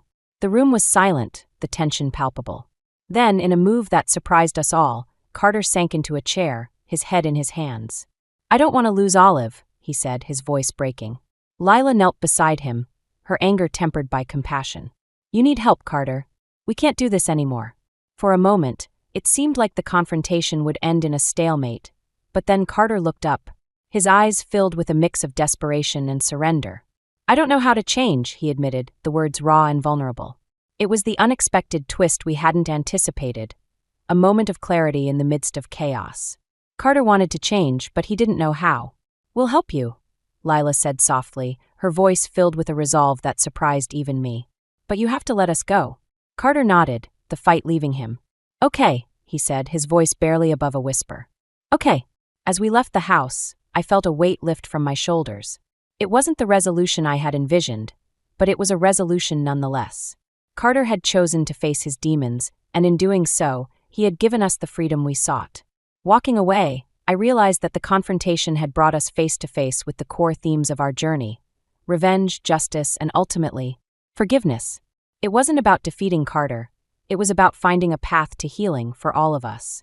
As we drove home, the sun dipped below the horizon, casting the world in a gentle twilight. It felt like a new beginning, a chance to rebuild and move forward, stronger and more united than ever before. The house felt different now, filled with the comforting sounds of family.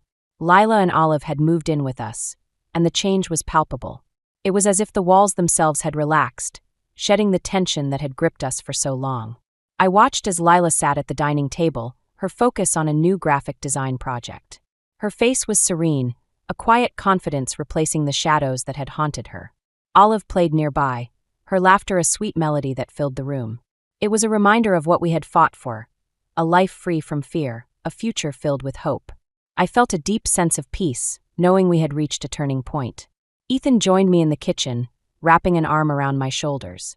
"They look happy," he said, nodding towards Lila and Olive. "They do," I replied, leaning into him. "It's a new beginning." As we prepared dinner, Jonah and Mia arrived, their presence adding to the warmth of the evening.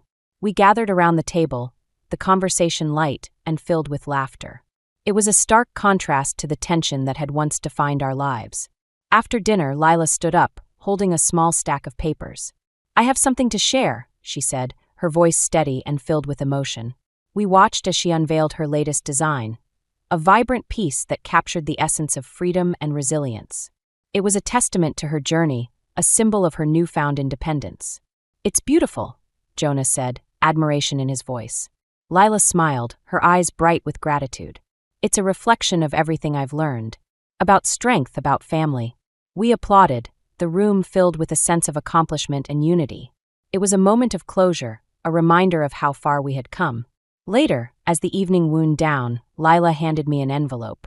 "This came for you," she said, her tone thoughtful. I opened it, finding a letter from Carter. His words were unexpected, a heartfelt apology, an acknowledgement of his faults, and a plea for forgiveness. It was a twist I hadn't anticipated, a reminder that redemption was possible, even for him. I read the letter aloud, the room silent as we absorbed its contents. Carter's words were sincere, filled with a vulnerability that hinted at change. "What do you think?" Ethan asked, his voice gentle. "I think it's a start," I replied, folding the letter. "But forgiveness is a journey, not a destination." Lila nodded, understanding the complexity of the situation. "I hope he finds peace," she said softly, her eyes meeting mine. As we sat together, I reflected on our journey. We had faced challenges that tested us, pushed us to our limits. But through it all, we had emerged stronger, more united than ever before. The themes of revenge and justice had woven through our story, shaping our actions and decisions. But in the end, it was love and forgiveness that had guided us towards healing. As the night drew to a close, I felt a sense of closure, yet a lingering question remained. Could Carter truly change?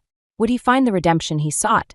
It was a question that hung in the air, a reminder that life was filled with uncertainties. But as I looked around at my family, I knew we would face whatever came next together. Our journey was far from over, but we were ready for whatever lay ahead. In that moment, I realized that the true strength of our family lay not in our ability to avoid conflict, but in our capacity to overcome it.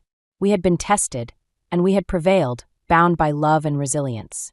As I turned out the lights and headed to bed, I felt a deep sense of gratitude. We had found our new dawn, and it was brighter than I had ever imagined. My phone buzzed with Mia's text just as I was finishing up at work. "Family dinner tonight. Bringing someone special. Don't be late." The exclamation point mocked me through the screen. My sister's definition of special usually meant trouble. I'm Isla, and I should have known better than to show up that night. The drive to my parents' house felt longer than usual, each traffic light conspiring to stretch out the inevitable family drama that awaited. Mia's special someone announcements had become a running joke, a parade of increasingly questionable boyfriends that our mother pretended to like and our father silently judged from behind his newspaper. The familiar scent of Mom's lasagna hit me as I walked through the door. Everything seemed normal at first, Dad in his usual spot at the head of the table, Mom fussing over the garlic bread. Mia's voice carrying from the living room. Then I heard it. That laugh. Deep, familiar, impossible. Ryan's laugh. My feet wouldn't move. The room tilted slightly as I stood there, purse still clutched in my hand. While my ex-boyfriend of 3 months walked into view with my baby sister's hand in his. "Isla." Mia squealed, bouncing over to hug me. "You made it. Look who I brought." Ryan had the decency to look uncomfortable, at least. His hand went to the back of his neck, that nervous tell I used to find endearing. "Hey, Isla. What is this?" The words came out barely above a whisper. Mom appeared beside me, wiping her hands on her apron. "Sweetheart, why don't you sit down? The lasagna's getting cold." Did everyone know about this? I looked around the room, taking in the careful expressions, the avoided gazes. "How long?" "We wanted to tell you properly," Mia started, her smile faltering. "It just happened. We didn't plan it." "Didn't plan it?" I repeated, my voice rising. "What exactly didn't you plan, Mia? Running into my ex-boyfriend? Dating him? Bringing him to family dinner like some sick surprise?" Now, Isla, Dad finally spoke up, folding his newspaper. Let's not make a scene. A scene? I laughed, and it sounded strange even to my own ears.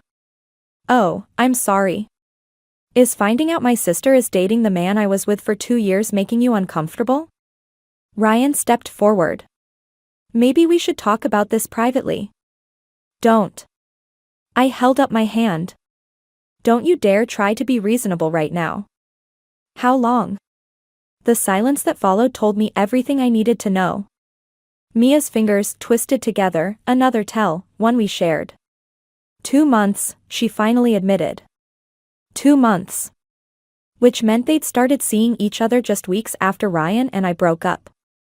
Maybe even before. Dinner's ready, Mom announced with forced cheerfulness. Everyone sit down, please. It'll all look better after we eat. I'm not hungry. I turned toward the door, then stopped. Turned back. Smiled at my sister. Congratulations, Mia. You always did want everything I had. Isla, please, Mia reached for me, but I stepped away. No, really. I hope you're happy together.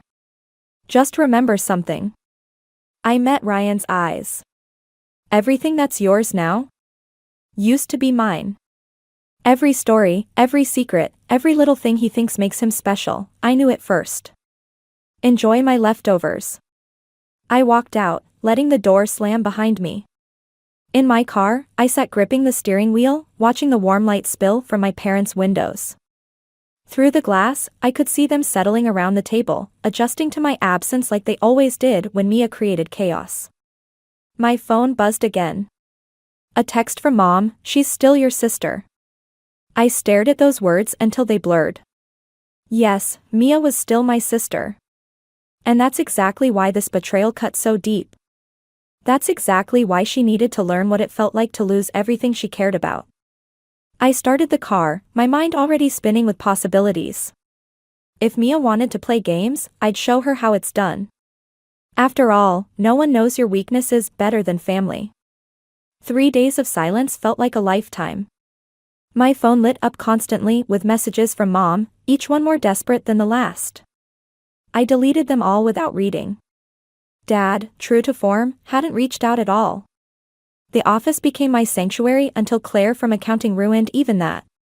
Did you hear about the new project manager? She leaned over my cubicle wall, coffee mug in hand. Apparently, he's dating someone in marketing. My fingers froze over the keyboard. What? Ryan Mitchell? Started last week? Claire's eyes widened. Oh God, I thought you knew. He's been assigned to our team. The fluorescent lights suddenly seemed too bright. Ryan. Here. Working in my building, probably taking the same elevator, breathing the same recycled air. I grabbed my phone, scrolling through the company announcements I'd been ignoring. There it was. Ryan Mitchell, new project manager, marketing division. My office phone rang, making me jump. Mom's number flashed on the display. I let it go to voicemail, but she called right back. What? I snapped, finally answering. Isla, please come over for dinner tonight. Her voice carried that familiar mix of hope and resignation. Your father and I need to talk to you. About what? How to be happy for the happy couple. About being a family. She paused. Mia won't be here. Just us. I should have said no. Should have maintained my wall of silence. Instead, I heard myself agreeing. The house looked exactly the same when I arrived, Mom's perfectly maintained roses, Dad's newspaper on the porch swing. As if nothing had changed. As if my sister hadn't taken a wrecking ball to my life. You look tired, Mom said, pulling me into a hug I didn't return. Dad stood in the doorway, hands in his pockets. Come in. Your mother made pot roast. The dining room felt smaller than I remembered. We sat in our usual places, the empty chair between Mom and me screaming Mia's absence. We're worried about you, Mom started, passing the potatoes. Both of you. Both of us? I stabbed a carrot with my fork. That's rich. How's Mia doing? Still playing house with my ex? She's miserable, Dad said quietly. And so are you. Good. Isla. Mom set down her fork. What happened between you and Ryan? It's complicated. But destroying your relationship with your sister won't fix anything. I laughed. Complicated? He's working in my building now. Did you know that? Did Mia arrange that too? Their shared look told me everything. She did, didn't she? The realization hit like ice water. She got him the job. Through Uncle James in HR. She thought. Mom trailed off. She thought what?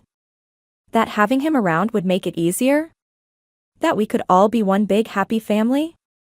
Dad cleared his throat. Your sister made a mistake. A mistake is burning dinner. A mistake is forgetting someone's birthday. This? I pushed my plate away. This is a choice. And now I get to make mine. What does that mean? Mom's voice sharpened with worry. I stood up, smoothing my skirt. It means I'm done pretending this is something we can fix over pot roast.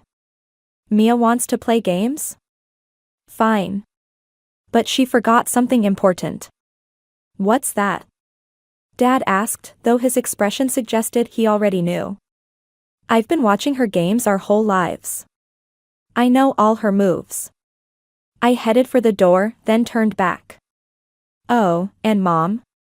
You might want to ask her about Uncle James's recommendation letter. The one she forged last year for her internship. Wouldn't want that getting out, would we? Isla, please, Mom started. But I was already gone, the satisfaction of their shocked faces warming me more than any family dinner could. Mia had always been the family favorite, the golden child who could do no wrong. Time to tarnish that gold a little. My phone buzzed as I reached my car. A text from Ryan, we need to talk. I smiled, deleting the message. Oh, we would talk. Just not in the way he expected.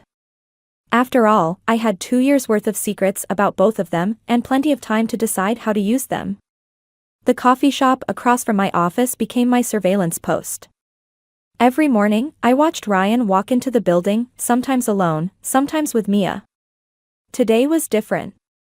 Today, I had proof. Sarah from IT had come through.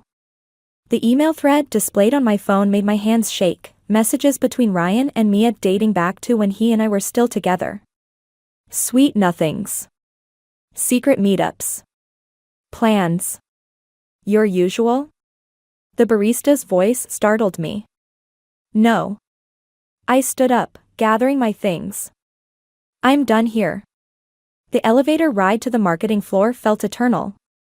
Each ding marked another floor, another moment to reconsider what I was about to do. But the weight of my phone in my pocket, heavy with evidence, pushed me forward. Ryan's new office had a glass wall. He sat at his desk, talking on the phone, looking exactly like he had when he'd sit in my apartment, planning our future. Our future that had become his and Mia's present. I knocked. He looked up, face shifting from surprise to wariness. I'll call you back, he said into the phone. Busy day? I stepped inside, closing the door behind me. Isla, this isn't a good time.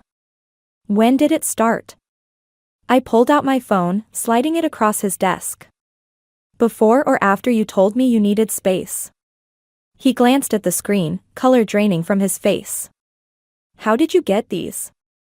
Does it matter? Answer the question. It's complicated. I laughed, the sound sharp enough to make him flinch. Try me. I'm pretty good with complicated these days. We never meant to. 3 months. I cut him off. That's how long before our breakup these messages start. 3 months of lying to my face while sleeping with my sister. He stood up, reaching for me. That's not how it happened. We never. Don't touch me. I stepped back. You know what's funny? I actually believed you when you said you needed time to find yourself. I respected that. Meanwhile, you were finding yourself in my sister's bed. Keep your voice down, he hissed, glancing at the glass wall where curious faces had started to gather. Why? Worried about your reputation? Don't worry, I'm not here to make a scene. I pulled out a USB drive. I'm here to give you a choice. What choice? You can either tell Mia the truth about everything, including Jessica from accounting last month, or I can forward these emails to HR. I'm sure they'd love to know how their new project manager conducts himself. His jaw clenched. You're bluffing. Try me. Oh, and those drinks you had with Jessica? I have pictures. Mia might be interested in those too. This isn't you, Isla. You're better than this. I was better than this. Then my sister and my boyfriend decided I wasn't worth basic human decency. I headed for the door, then turned back. You have until tomorrow. Choose wisely. In the hallway, my composure cracked. I made it to the bathroom just in time to throw up, hands shaking as I gripped the cold porcelain. My phone buzzed, Mia calling. Again. Again. Again. Finally, I answered. What? Mom told me what you said about the recommendation letter. Her voice trembled. You wouldn't. Wouldn't I? You didn't think I'd find out about you and Ryan either, but here we are. Please, Isla. That internship is everything to me. If they find out. If they find out what? That perfect Mia is a fraud? That she forges documents and steals boyfriends? Silence stretched between us, heavy with years of competition and resentment. I loved him first, she whispered. The words hit like a physical blow. What? In college. When you first brought him home. I loved him first, but he chose you. He always chose you. I ended the call, sliding down the bathroom wall as the implications sank in. 4 years. She'd wanted him for 4 years, watching us, waiting. Playing the supportive sister while plotting. My phone buzzed again, a text from Ryan, we need to talk. About everything. I smiled through tears, typing back, too late. The game had changed. This wasn't just about revenge anymore. This was about unraveling 4 years of lies, and I was just getting started. Mom's garden always bloomed earliest on our street. Today, her roses seemed to mock me as I stood at the door, letter in hand. I'd driven by 3 times before finally parking, the weight of what I was about to do sitting heavy in my chest. The doorbell chimed. No answer. I pressed it again, knowing she was home. Her car sat in the driveway, blue paint dulled by pollen. I saw you through the window, I called out. We need to talk. The door opened. Mom looked older somehow, circles under her eyes darker than I remembered. About what? More threats.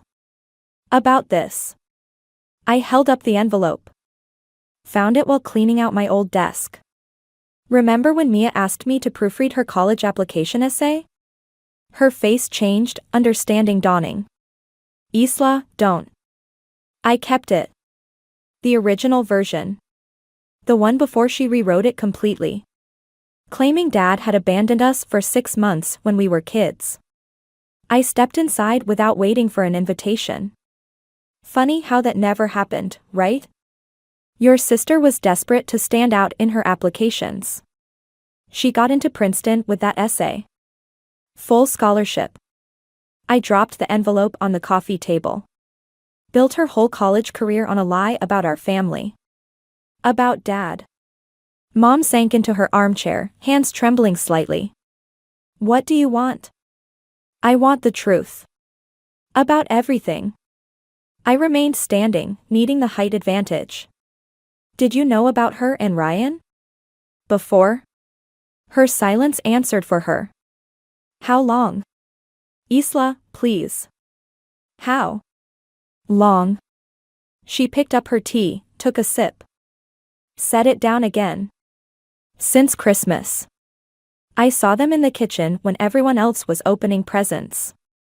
The memory hit hard, me showing off my new engagement ring while my sister and boyfriend were sneaking moments behind my back. In our family home. During Christmas. That's why you weren't surprised when he called off the engagement in January. I tried to talk to her, Mom said quietly. She said it was real this time. That she'd loved him since college. And that made it okay? My voice cracked. Because she loved him longer, she deserved him more. No one deserved this pain. She stood up, reaching for me. But destroying her life won't fix yours. I stepped back. I'm not destroying anything. I'm just telling the truth. Like I'm going to tell Dad about that essay. He'll never forgive her. Maybe he shouldn't. I headed for the door, then stopped. Oh, and that recommendation letter she forged? I sent copies to the university board this morning. They're launching an investigation into her degree. You didn't. Mom's face went pale. Isla, that will ruin her career. Everything she's worked for. Everything she's lied for, I corrected. Actions have consequences, Mom. Isn't that what you always taught us? My phone buzzed, Ryan calling again. I declined it, but not before Mom saw his name. He's been trying to explain, she said softly. Maybe you should listen. Like you listened when you saw them together at Christmas? When you watched me plan a wedding while my sister and fiancé sneaked around behind my back? The silence stretched between us, filled with years of chosen blindness and careful lies. I'm tired of being the only honest person in this family, I said finally. So now everyone gets to face their truth. Even you. What does that mean? I pulled out my phone, showed her the screen. Dad's been copying me on all his emails since the dinner disaster. Including the ones about his private investigator. The one looking into your weekly tennis lessons that aren't actually tennis lessons. Her sharp intake of breath confirmed everything. Guess Mia learned from the best, didn't she? I opened the door. Family dinner should be interesting this week. If anyone still shows up. Walking back to my car, I felt hollow rather than triumphant. My phone buzzed again, a text from Mia, please stop. We need to talk. There's something you don't know. I started the engine, ignoring the message. Whatever secret she was holding onto, whatever explanation she thought would fix this, it was too late. The dominoes were falling, and I'd made sure they'd take everyone down with them. Grandma Rose's antique china gleamed under the dining room lights. Mom always saved it for special occasions, birthdays, holidays, and apparently, family implosions. The annual Thompson family dinner felt more like a powder keg waiting for a spark. Dad sat at the head of the table, scanning his phone with unusual intensity. Mom's hands shook slightly as she arranged the silverware. Uncle James and Aunt Patricia whispered in the corner, stealing glances at me. Everyone knew something was coming. They just didn't know what. Mia arrived last, Ryan trailing behind her like a shadow. The bruises under her eyes matched Mom's now. You came, Mia said, voice small. I smiled, raising my wine glass. Wouldn't miss it. The first course passed in artificial pleasantries. Uncle James praised Ryan's work performance. Aunt Patricia commented on Mom's new curtains. Dad kept checking his phone. Actually, I set down my fork, I have an announcement. Mom's knife clattered against her plate. Isla, please. I've accepted a position in London. The lie rolled off my tongue smoothly. I'm leaving next week. Mia's head snapped up. What? But before I go, I thought we should clear the air. Get everything out in the open. I pulled out a folder. Dad, remember that investigation you started? The color drained from Mom's face. Isla, don't, Mia whispered. Why not? Isn't honesty important? I turned to Uncle James. Like being honest about professional recommendations? Or college applications? Ryan reached for Mia's hand. The gesture made my stomach turn. What investigation? Dad finally spoke, putting down his phone. The one that revealed Mom's tennis instructor is actually a real estate agent named David.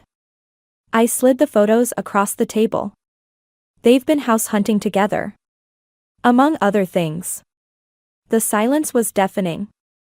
While we're sharing, I continued, Mia's Princeton essay about Dad abandoning us. Complete fiction. And that recommendation letter that landed her dream job? Forged with Uncle James's letterhead. That's enough, Ryan stood up. Oh, I'm just getting started. I pulled out my phone. Should we discuss the Christmas affair? Or wait, here's a better one. Ryan, tell them about Jessica from accounting. Mia's hand fell from his. What? Isla, stop, Mom pleaded. Why? Isn't this what family dinners are for? Sharing news? I stood up, watching their faces crumble. Like how Ryan was sleeping with both of us before the engagement ended. Or how Mom's been planning to leave Dad for months. Dad's chair scraped back. Without a word, he walked out. The front door slammed behind him. How could you? Mia's voice broke. How could I? How could you? The words burst out, raw and ragged. You were my sister. I am your sister. No. I grabbed my purse. Sisters don't destroy each other's lives. But hey, at least now everyone knows exactly who they're dealing with.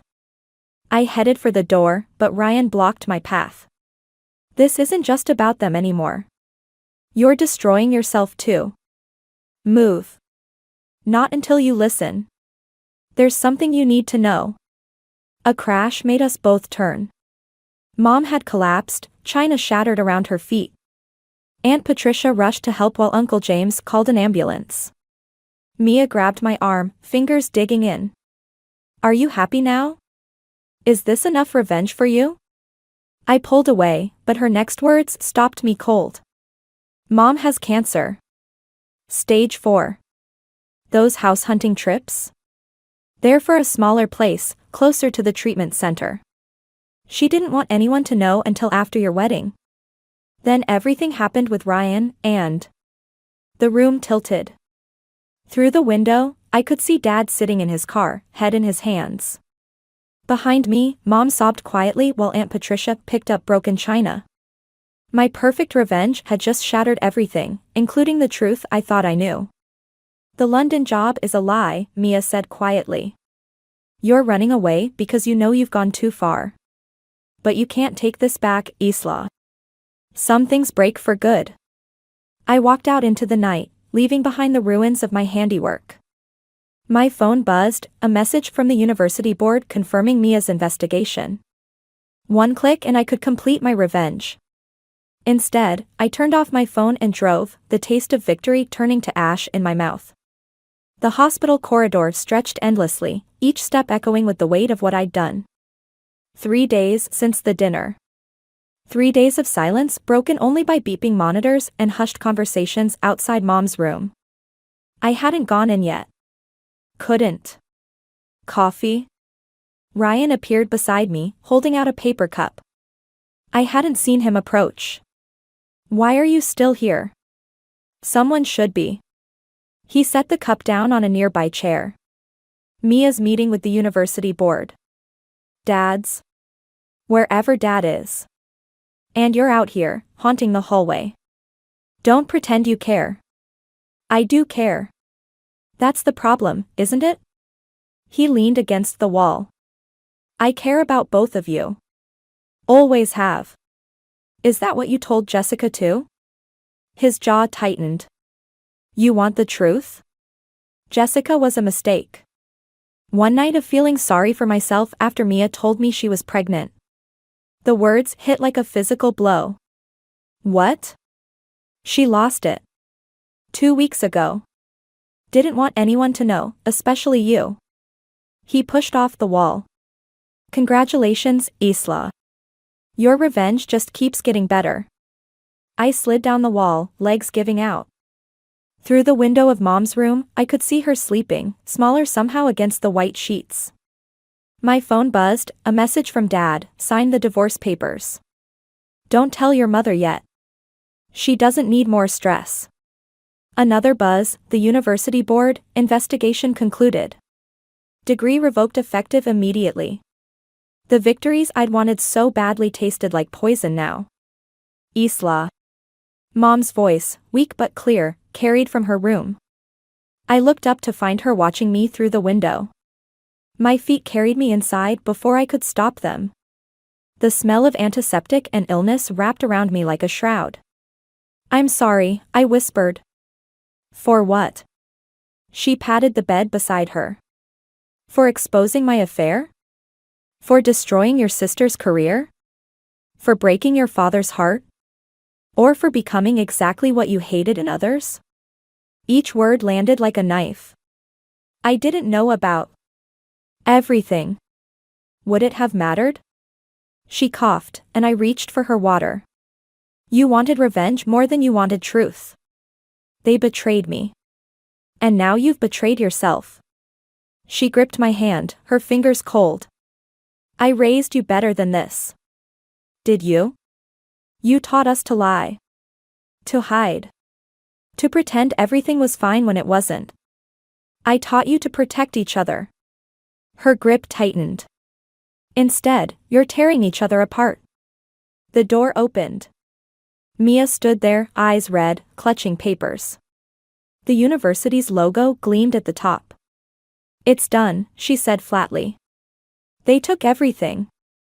My degree, my job. Everything I worked for. Mia. Don't.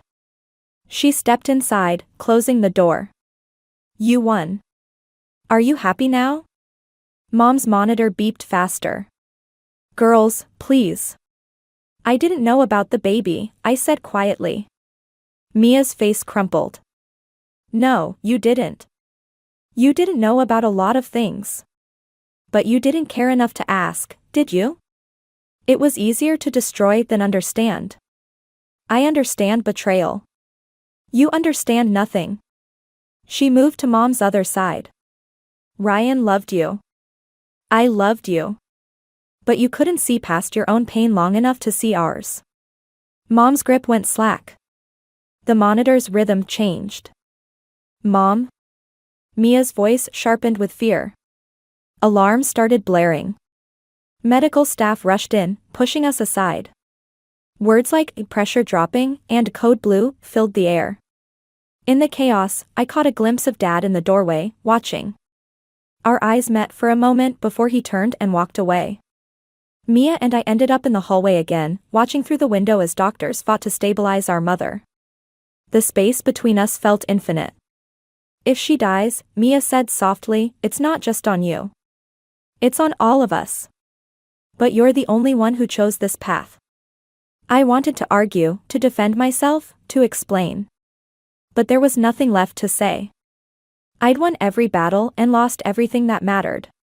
The alarms kept screaming, and all I could do was watch the consequences of my victory unfold. The hospital chapel smelled of stale flowers and desperation. Mom had stabilized, but the doctor's words hung heavy, touch and go, critical condition, next 24 hours. I sat in the back pew, watching dust motes dance in the colored light from the stained glass. The door creaked. Mia's footsteps echoed on the stone floor.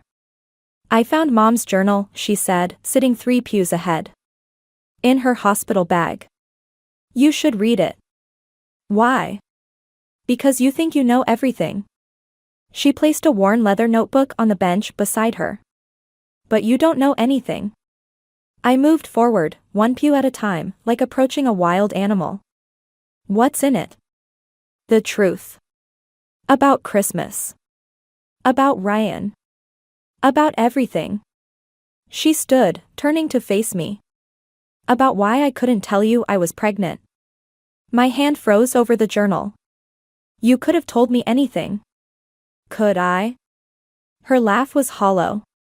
Like you told me about the engagement before announcing it at Christmas? Or about moving to London with him after the wedding? What? Read it. She pushed the journal toward me. Page 43. The pages crackled as I found the date, December 23rd, last year.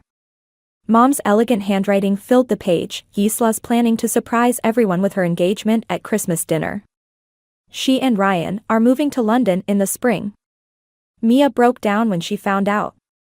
Said she's been in love with him since college, but stayed quiet for her sister's happiness. My vision blurred. You knew about London? Ryan told me. After I kissed him at Thanksgiving. Mia wrapped her arms around herself. I was drunk and stupid and hurting. He pushed me away, said he loved you. But something changed after that. He started seeing me differently. So you took advantage of that? No. I stayed away. Until Christmas, when you announced the engagement and London in front of everyone. Her voice cracked. You were taking him away forever, and I hadn't even had a chance to. To what? To steal him? To get over him. The words exploded between us. I spent years watching you live my dream. Being the perfect daughter, the successful sister, getting the man I loved. Do you know what that's like? Poor Mia. Always the victim. No. I'm not the victim. I'm the villain. I know that. She stepped closer. But so are you. And Ryan. And Mom and Dad. We're all broken people breaking each other. The journal's weight felt impossible in my hands. Why tell me this now? Because Mom might die. Because I lost my baby. Because you destroyed my career trying to punish me for something that started long before that night at Christmas. She wiped her eyes. Because I'm tired of pretending I'm either innocent or evil. The truth is messier than that. What truth? That I loved him first, but you loved him better. That he chose you, but settled for me. That I wanted to hurt you as much as I was hurting. She reached for the journal. And that Mom knew everything, trying to protect us both while hiding her own secrets. Our hands met over the leather cover. For a moment, we were children again, fighting over a toy, neither willing to let go. Ryan's gone, she said quietly. Left this morning. Said he couldn't keep hurting either of us. Good. Is it? Look what we did to each other over someone who couldn't choose. She released the journal. We're sisters, Isla. That should have meant more than any man. The chapel door opened again. Dad stood there, looking older than I'd ever seen him. Your mother's asking for you. Both of you. Mia turned to leave, then paused. You know what the worst part is? I didn't just lose my baby and my career. I lost my sister. And that hurts more than anything Ryan ever did to either of us. She walked away, leaving me with Mom's journal and the weight of years of unspoken truths.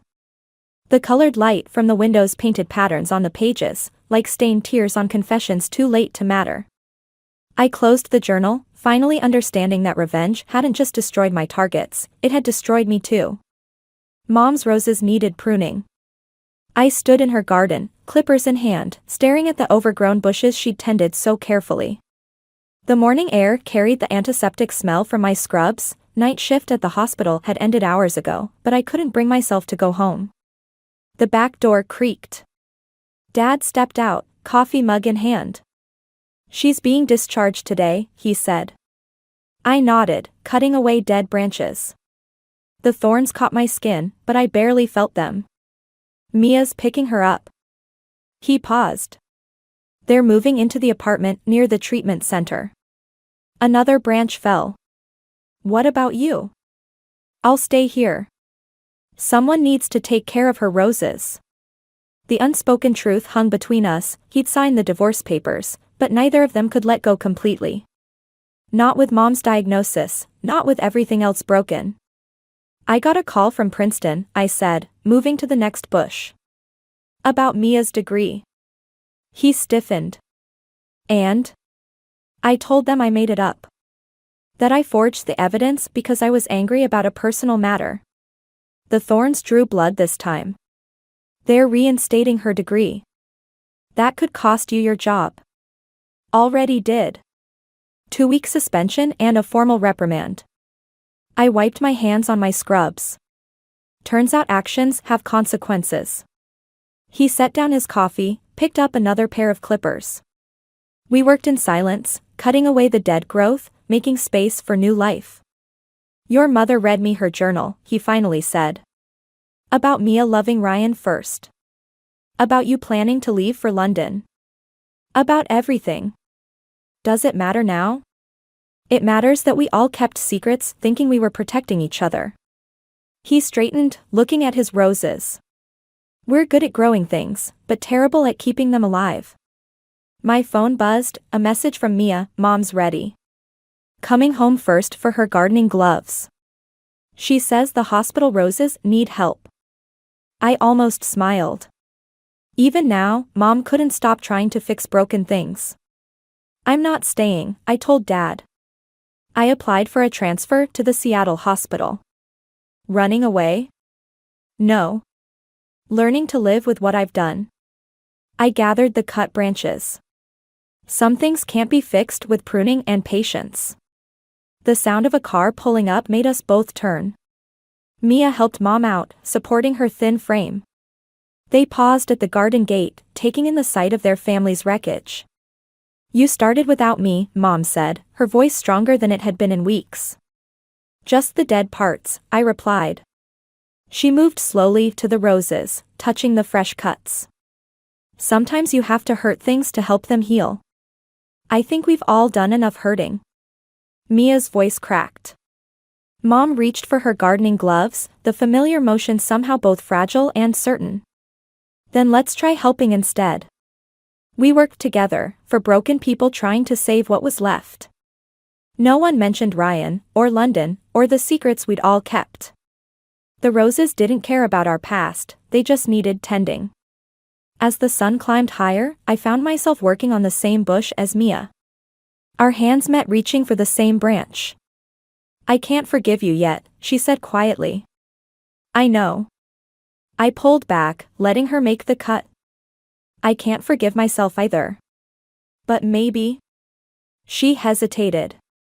Maybe we can learn to grow something new.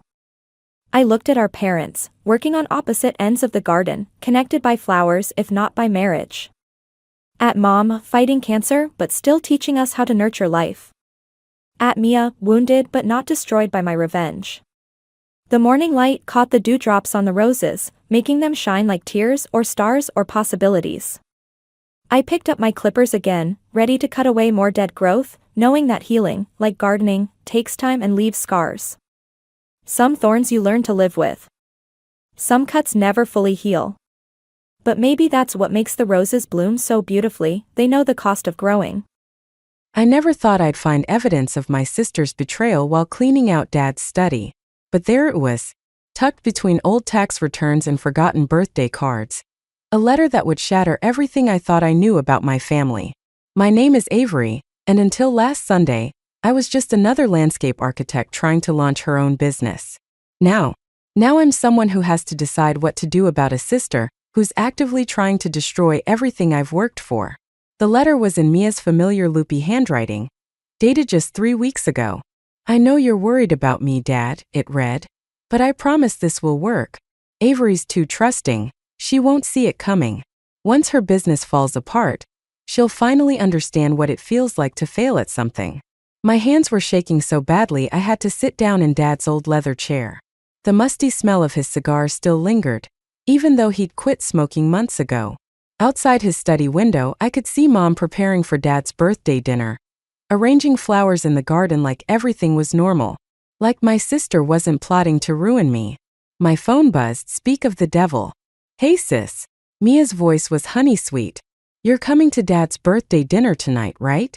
Ethan said you might be working late. I gripped the letter tighter, my wedding ring catching the afternoon light. No, I'll be there. Wouldn't miss it. Great. I have some exciting news to share with everyone. Of course she did.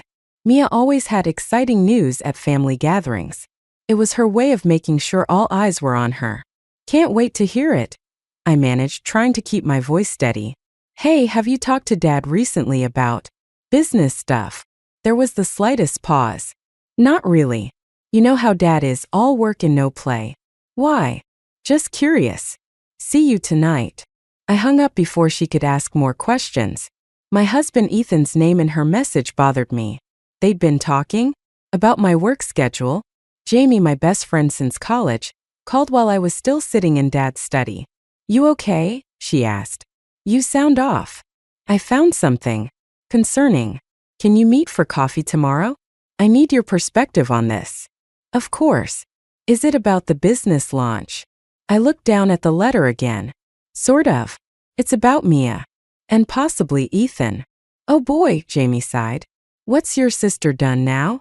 I'm not sure yet. But I need to get through Dad's birthday dinner first. Everyone will be there. Acting like one big happy family. Want me to create an emergency and call you out of it? I almost said yes. But running away wouldn't solve anything. No, I need to see how they act. Especially Mia and Ethan. Something's not right. After hanging up, I carefully refolded the letter and slipped it into my purse. Through the window, I could see cars starting to arrive. Mia's red sports car pulled up first. Always early when she had exciting news to share. I watched her step out, all designer clothes and perfect hair, air-kissing Mom in the garden.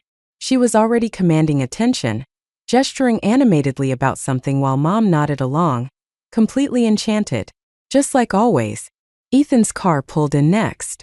He got out and immediately went to hug Mia, their greeting looking a little too familiar for my comfort. They shared a quick look before separating, the kind of look that made my stomach turn. I stood up, straightening my clothes and taking a deep breath. Time to go downstairs and play my part in this family charade. But this time I'd be watching. Really watching. Because now I knew, the sister who'd always claimed to be my biggest supporter was actually plotting my downfall. And somehow my husband was involved. The question was, how far would they go? And more importantly, what was I going to do about it? Dad's birthday dinner was a masterclass in fake smiles and hidden daggers. I kept the letter burning a hole in my purse while Mia commanded center stage, announcing her exciting news. She was starting her own event planning business. And guess who's already signed up as my first major client? Mia beamed, reaching for her wine glass. The Hendersons. You know, the family who owns that gorgeous estate where Avery's doing the landscaping. My fork clattered against my plate. The Hendersons were my biggest potential clients, the ones who could make or break my new business. I hadn't even finished presenting my final design proposal to them yet. That's wonderful, I managed, feeling Ethan's hand squeeze my knee under the table. Was it meant to be reassuring or warning? Oh honey, Mom gushed. 2 successful daughters in complementary businesses. You girls could work together. Mia's smile didn't quite reach her eyes. Actually, I already suggested that to the Hendersons. They're thinking of going in a different direction with their landscaping. Something more modern. Dad looked up from his plate. Avery's designs are plenty modern. Of course they are, Mia backpedaled smoothly. I just meant they're considering all their options. You understand, right sis? It's just business. Just business. Like the letter in my purse was just paper. Speaking of business, I said, watching her carefully, I was organizing Dad's study earlier and found some interesting correspondence. Mia's smile flickered for just a second.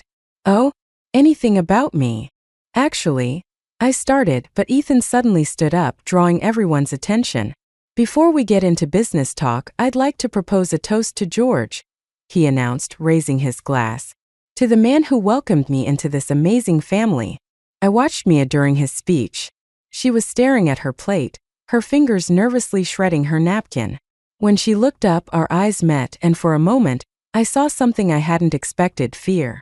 After dinner, I cornered her in the kitchen while she was helping with dishes by reorganizing Mom's wine glasses. The Hendersons were my clients first, I said quietly. Were they?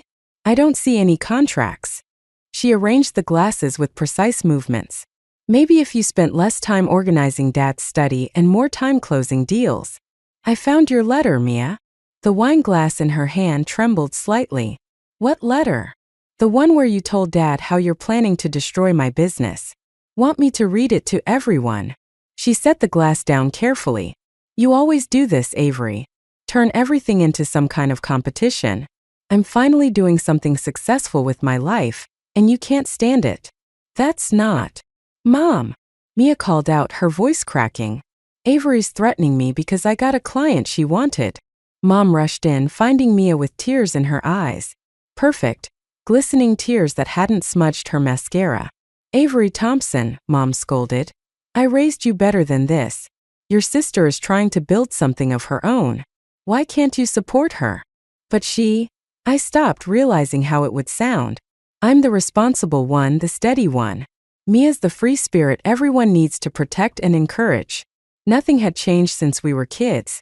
I think you should apologize to your sister, Mom said firmly. Over Mom's shoulder, Mia's tears vanished, replaced by a small, triumphant smile. You're right, I said, my voice steady. I'm sorry, Mia. I shouldn't have jumped to conclusions about that letter. Mia's smile faltered. What letter?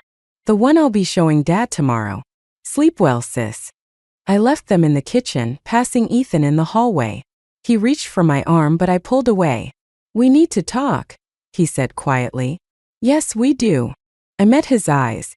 About why you've been discussing my work schedule with my sister.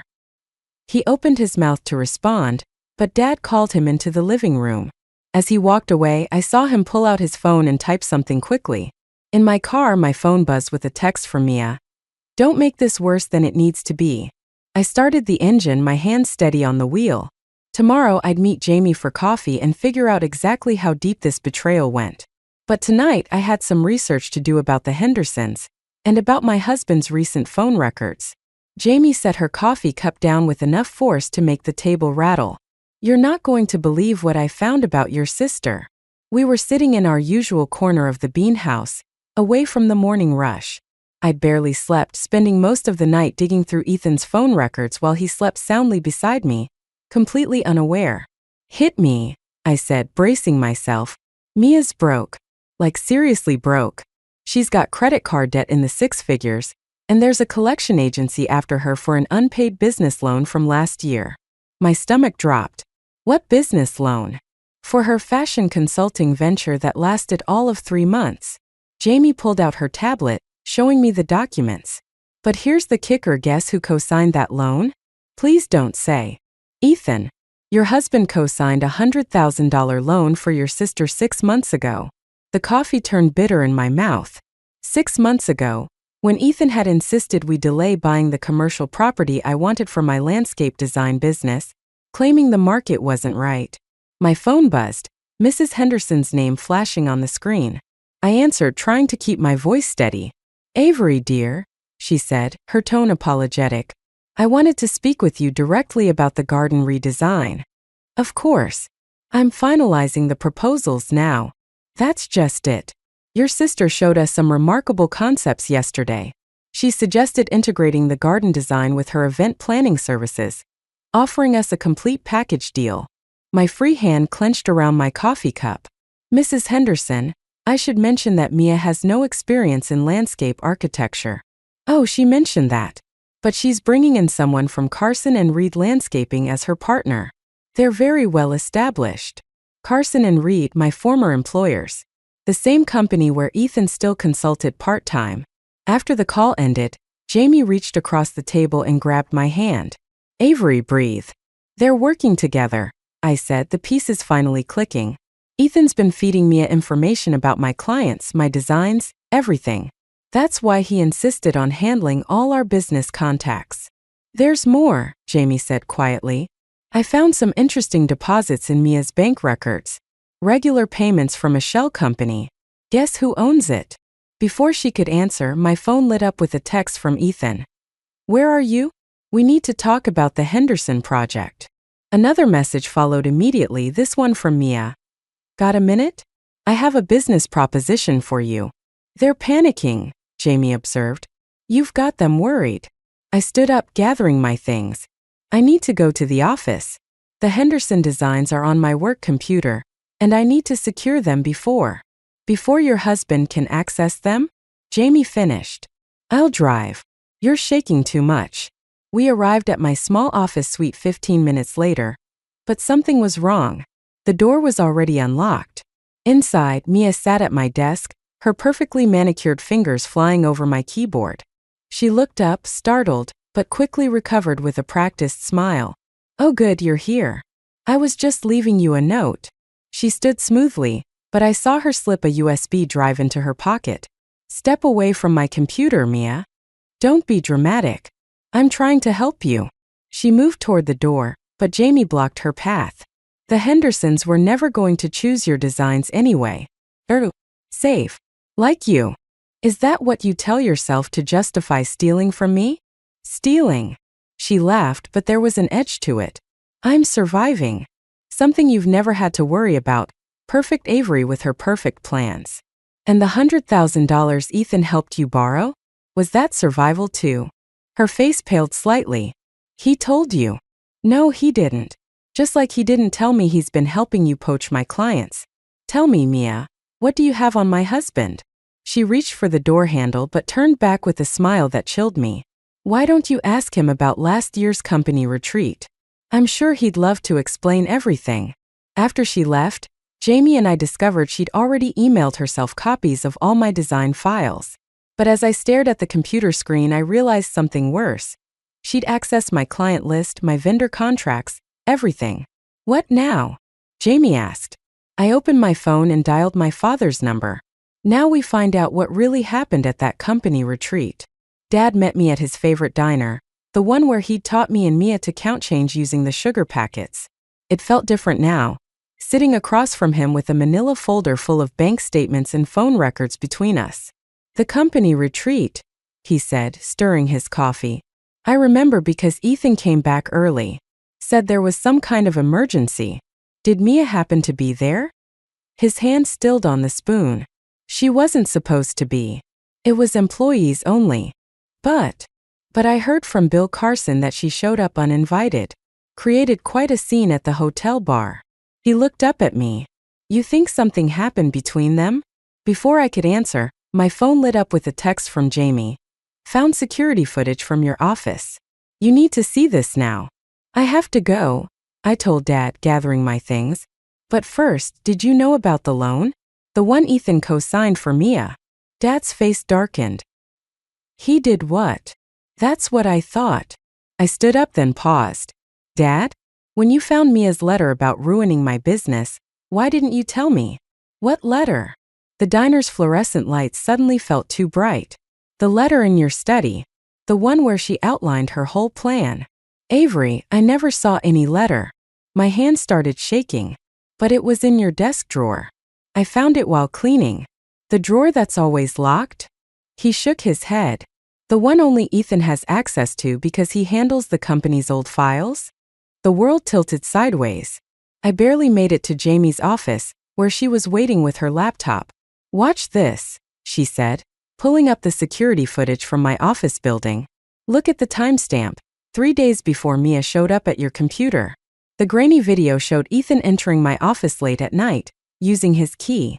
He spent 20 minutes at my computer before leaving with what looked like a stack of files. "There's more," Jamie said quietly. "Remember that shell company making payments to Mia? It's registered to a property in the Cayman Islands. Guess who flew there last month? Ethan had a business trip. With Mia. I found their flight records." She hesitated. "And hotel reservation. Single room. My wedding ring felt like it was burning my finger. The company retreat last year. That's when it started, wasn't it?" "Probably. But Avery, we need to talk about the money. Those payments to Mia? They're coming from your business account." My phone buzzed. "Ethan again. Where are you? We need to talk about what Mia told you." "It's not what you think." Another message followed immediately from Mia. "He's freaking out. Maybe we should discuss terms." I turned off my phone. "Jamie, I need your help with something." "Anything." "I need to access Ethan's cloud storage. The one where he keeps all the business documents." She raised an eyebrow. "The one he specifically told you never to worry about, because he had everything under control?" "That's the one." It took Jamie less than an hour to crack it. What we found made me glad I was sitting down. "He's been planning this for months," Jamie said, scrolling through documents. using your designs to secure contracts, then having them transferred to Carson and Reed through Mia's event planning business. The Hendersons aren't the first, they're just the biggest score yet. I stared at the screen, at the careful paper trail of my husband systematically dismantling everything I'd built. All this time, I thought Mia was the mastermind. She's definitely involved, but Ethan. Jamie trailed off, opening another file. Oh God. What? Look at the date on this incorporation document for the shell company. It's from 2 weeks before your wedding. My phone started buzzing again, Mom this time. I let it go to voicemail, already knowing what she'd say. How I needed to work things out with my sister, how family was everything, how I was being too suspicious. Jamie, I said, my voice steadier than I felt. I need you to help me with one more thing. What are you thinking? I pulled out my own USB drive. I'm thinking it's time to show my sister exactly what it feels like when someone takes everything you've worked for. The plan forming in my mind wasn't pretty, but then again, neither was betrayal. I didn't expect Mia to show up at my house at midnight. Mascara streaked down her face and hands trembling as she clutched her designer purse. Ethan was staying at a hotel, my choice, not his, so I was alone when I opened the door. I can explain everything, she said. Like the Cayman Islands trip with my husband? I stepped aside to let her in, noting how she scanned the room, probably looking for Ethan. That's not. It's complicated. She sank onto the couch, looking smaller than I'd ever seen her. Ethan said he'd help me with my debts if I helped him with some business deals. I didn't know at first that he was planning to steal my clients? Or just my designs? Both. She wiped her eyes, smearing expensive makeup across her cheek. But Avery, he's got something on me. From the company retreat. I can't. I didn't mean for any of this to happen. My phone buzzed. Jamie sending me updates about the financial records we'd found. I ignored it, watching my sister's performance. 'Cause that's what this was, wasn't it? Another act in the Mia show? What happened at the retreat, Mia? She shook her head. I can't. He'll release the video if I tell anyone. What video? Before she could answer, both our phones chimed simultaneously. A text from Ethan. Meeting tomorrow 9 a.m. Carson and Reed offices. All parties present or the deals go public. Mia's face went pale. You can't go. You don't understand what he's capable of. I think I do. The shell company, the stolen designs, the embezzled money, all of it started before my wedding. He played us both, didn't he? She looked up sharply. What do you mean? The letter I found? The one outlining your plan to ruin my business? Ethan planted it. He needed me to suspect you first, to keep me from looking too closely at what he was doing. Oh God, she whispered. The hotel video doesn't exist, does it? Fresh tears spilled down her cheeks, but these looked real. He said if I didn't help him, he'd tell everyone about the money I embezzled from Carson and Reed last year. But I never took that money. I just found out he set it up to look like I did. My phone buzzed again. Jamie had found something else. I checked the message and felt my breath catch. Mia, I said carefully. When exactly did Ethan tell you he'd release the video? Right after the retreat. Why? I showed her my phone. Screenshots Jamie had recovered from Ethan's cloud storage. Documents showing he'd been siphoning money from Carson and Reed for years, carefully structuring it to look like multiple employees were responsible, including Mia. He's been setting this up since before he met me, I said, using both of us against each other while he stripped everything bare. Mia's hands were shaking so badly she could barely hold the phone. The Hendersons' contract. He made me think I was helping him save your business, that you were the one stealing designs. I'm so stupid. We both were. I took the phone back, scrolling through more documents. But tomorrow at 9 we have a chance to fix that. How? He's got everything documented to frame us both. I smiled, thinking about the USB drive Jamie and I had prepared. Not everything. Remember when we were kids, and you used to create elaborate stories to get us out of trouble? You mean when I'd confessed to something bigger to distract Mom and Dad from what we actually did? A spark of the old Mia showed through her tears. What are you thinking? I'm thinking it's time for the Thompson sisters to give one hell of a performance. I pulled out my laptop. But first, we need to talk about exactly what happened at that company retreat. and why Ethan really came home early. Mia's smile turned sharp, matching mine. Where should I start? Start with the real reason you showed up at the hotel bar that night. And Mia. I met her eyes. This time, no lies between us. She nodded, straightening her shoulders. It all started when I overheard Ethan on the phone, talking about a merger that would put you out of business. The Carson and Reed conference room felt like a trap the moment I walked in.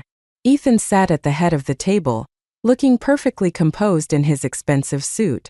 Bill Carson stood by the window, frowning at documents spread across his desk. Mia was already there, wearing the same clothes from last night, her usual polish cracking around the edges. Glad you could join us, Ethan said, sliding a folder toward me. These are the new terms. I didn't touch it. Terms for what? Your graceful exit from the industry. His smile didn't reach his eyes. Unless you prefer we discuss your sister's creative accounting, or your own theft of proprietary designs? My designs, I corrected. Not according to these documents. He tapped the folder. Signed and dated before you ever started your business. Everything you've created belongs to Carson and Reed. Bill Carson cleared his throat. Ethan has shown me conclusive evidence that he's been stealing from your company for years. I pulled out my USB drive. Or that he's been setting up elaborate schemes to frame others for it. Ethan's smile didn't waver, but his knuckles whitened around his pen. Careful, Avery. Remember what's at stake. You mean like the video from the company retreat? Mia's voice shook slightly. The one that doesn't exist? Are you sure about that? Ethan reached for his phone. Should we play it for everyone? Go ahead, I said. Show us all how you set my sister up that night. How you plan to use her as your scapegoat while you strip the company bare. His finger hovered over the phone. Bill, I think we should call security. Actually, Jamie's voice came from the doorway. I think we should wait for the police. They're very interested in those offshore accounts you've been using. Ethan stood up so fast his chair toppled backward. This is ridiculous. Bill, these women are trying to. To what? I opened my laptop, turning it to face the room. Show how you've been embezzling money since before you met me? Or how you manufactured evidence to frame Mia when she caught on to your scheme. It's all lies, he snarled, but his composure was cracking. You have no proof. Actually, Bill Carson said quietly, we do. He pulled out another set of documents, ones I recognized from Jamie's late-night digging. The board has been investigating discrepancies for months. We just needed to know who to watch. Ethan's face went blank. He looked at each of us, me, Mia, Jamie, Bill Carson, then suddenly lunged for my laptop. If I'm going down, he growled, I'm taking everyone with me. What happened next seemed to unfold in slow motion. Mia screaming as Ethan grabbed the laptop. Jamie rushing forward. The sound of breaking glass as the laptop went through the 10th floor window. Ethan's triumphant laugh. Good luck proving anything now, he said. I felt oddly calm as I pulled out my phone. You mean like these copies Jamie sent to every board member an hour ago? Or the ones Dad's lawyer is reviewing right now? His face contorted. You're bluffing. Like you bluffed about having video of Mia? Or about owning my designs? I stood up, fighting to keep my voice steady. The thing about growing up with a sister who lies constantly. You learn to keep receipts. You stupid bitch, he spat, and suddenly he was coming toward me, hands outstretched. Several things happened at once. Security burst through the door. Mia stepped between us, her designer purse swinging like a weapon. Jamie shouted something about cameras rolling.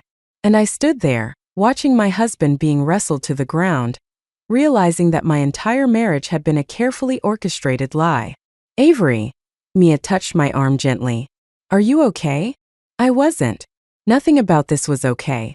My business was in shambles, my marriage was a fraud, and my family's reputation was about to become tabloid fodder.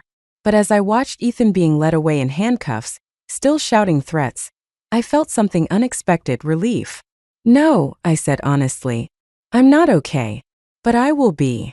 Mia squeezed my hand, and for the first time in years, it felt like we were really sisters again. The Hendersons called, Jamie said softly. They want to meet with you tomorrow. Just you. I nodded, watching Bill Carson gather evidence for the police. My world had imploded, but somehow, standing in the wreckage, I felt stronger than ever. Now I just had to figure out how to rebuild from the ashes. The police interview room felt colder than it should in August. Ethan sat across from me, still wearing his expensive suit, though now it looked rumpled after a night in holding. This wasn't how I'd imagined spending my first day as a divorced woman. 5 minutes, the detective said, closing the door behind him. Ethan leaned forward, his charm switched on like a light. Avery, we can still fix this. The board doesn't have to press charges. We could start over. I placed a folder on the table. Like you started over with those other companies before Carson and Reed? His smile faltered. What are you talking about? Jamie's good at digging, Ethan.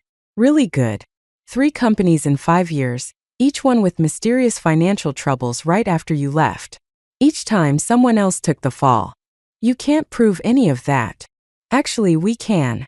Your old victims are very interested in testifying. I slid the folder toward him.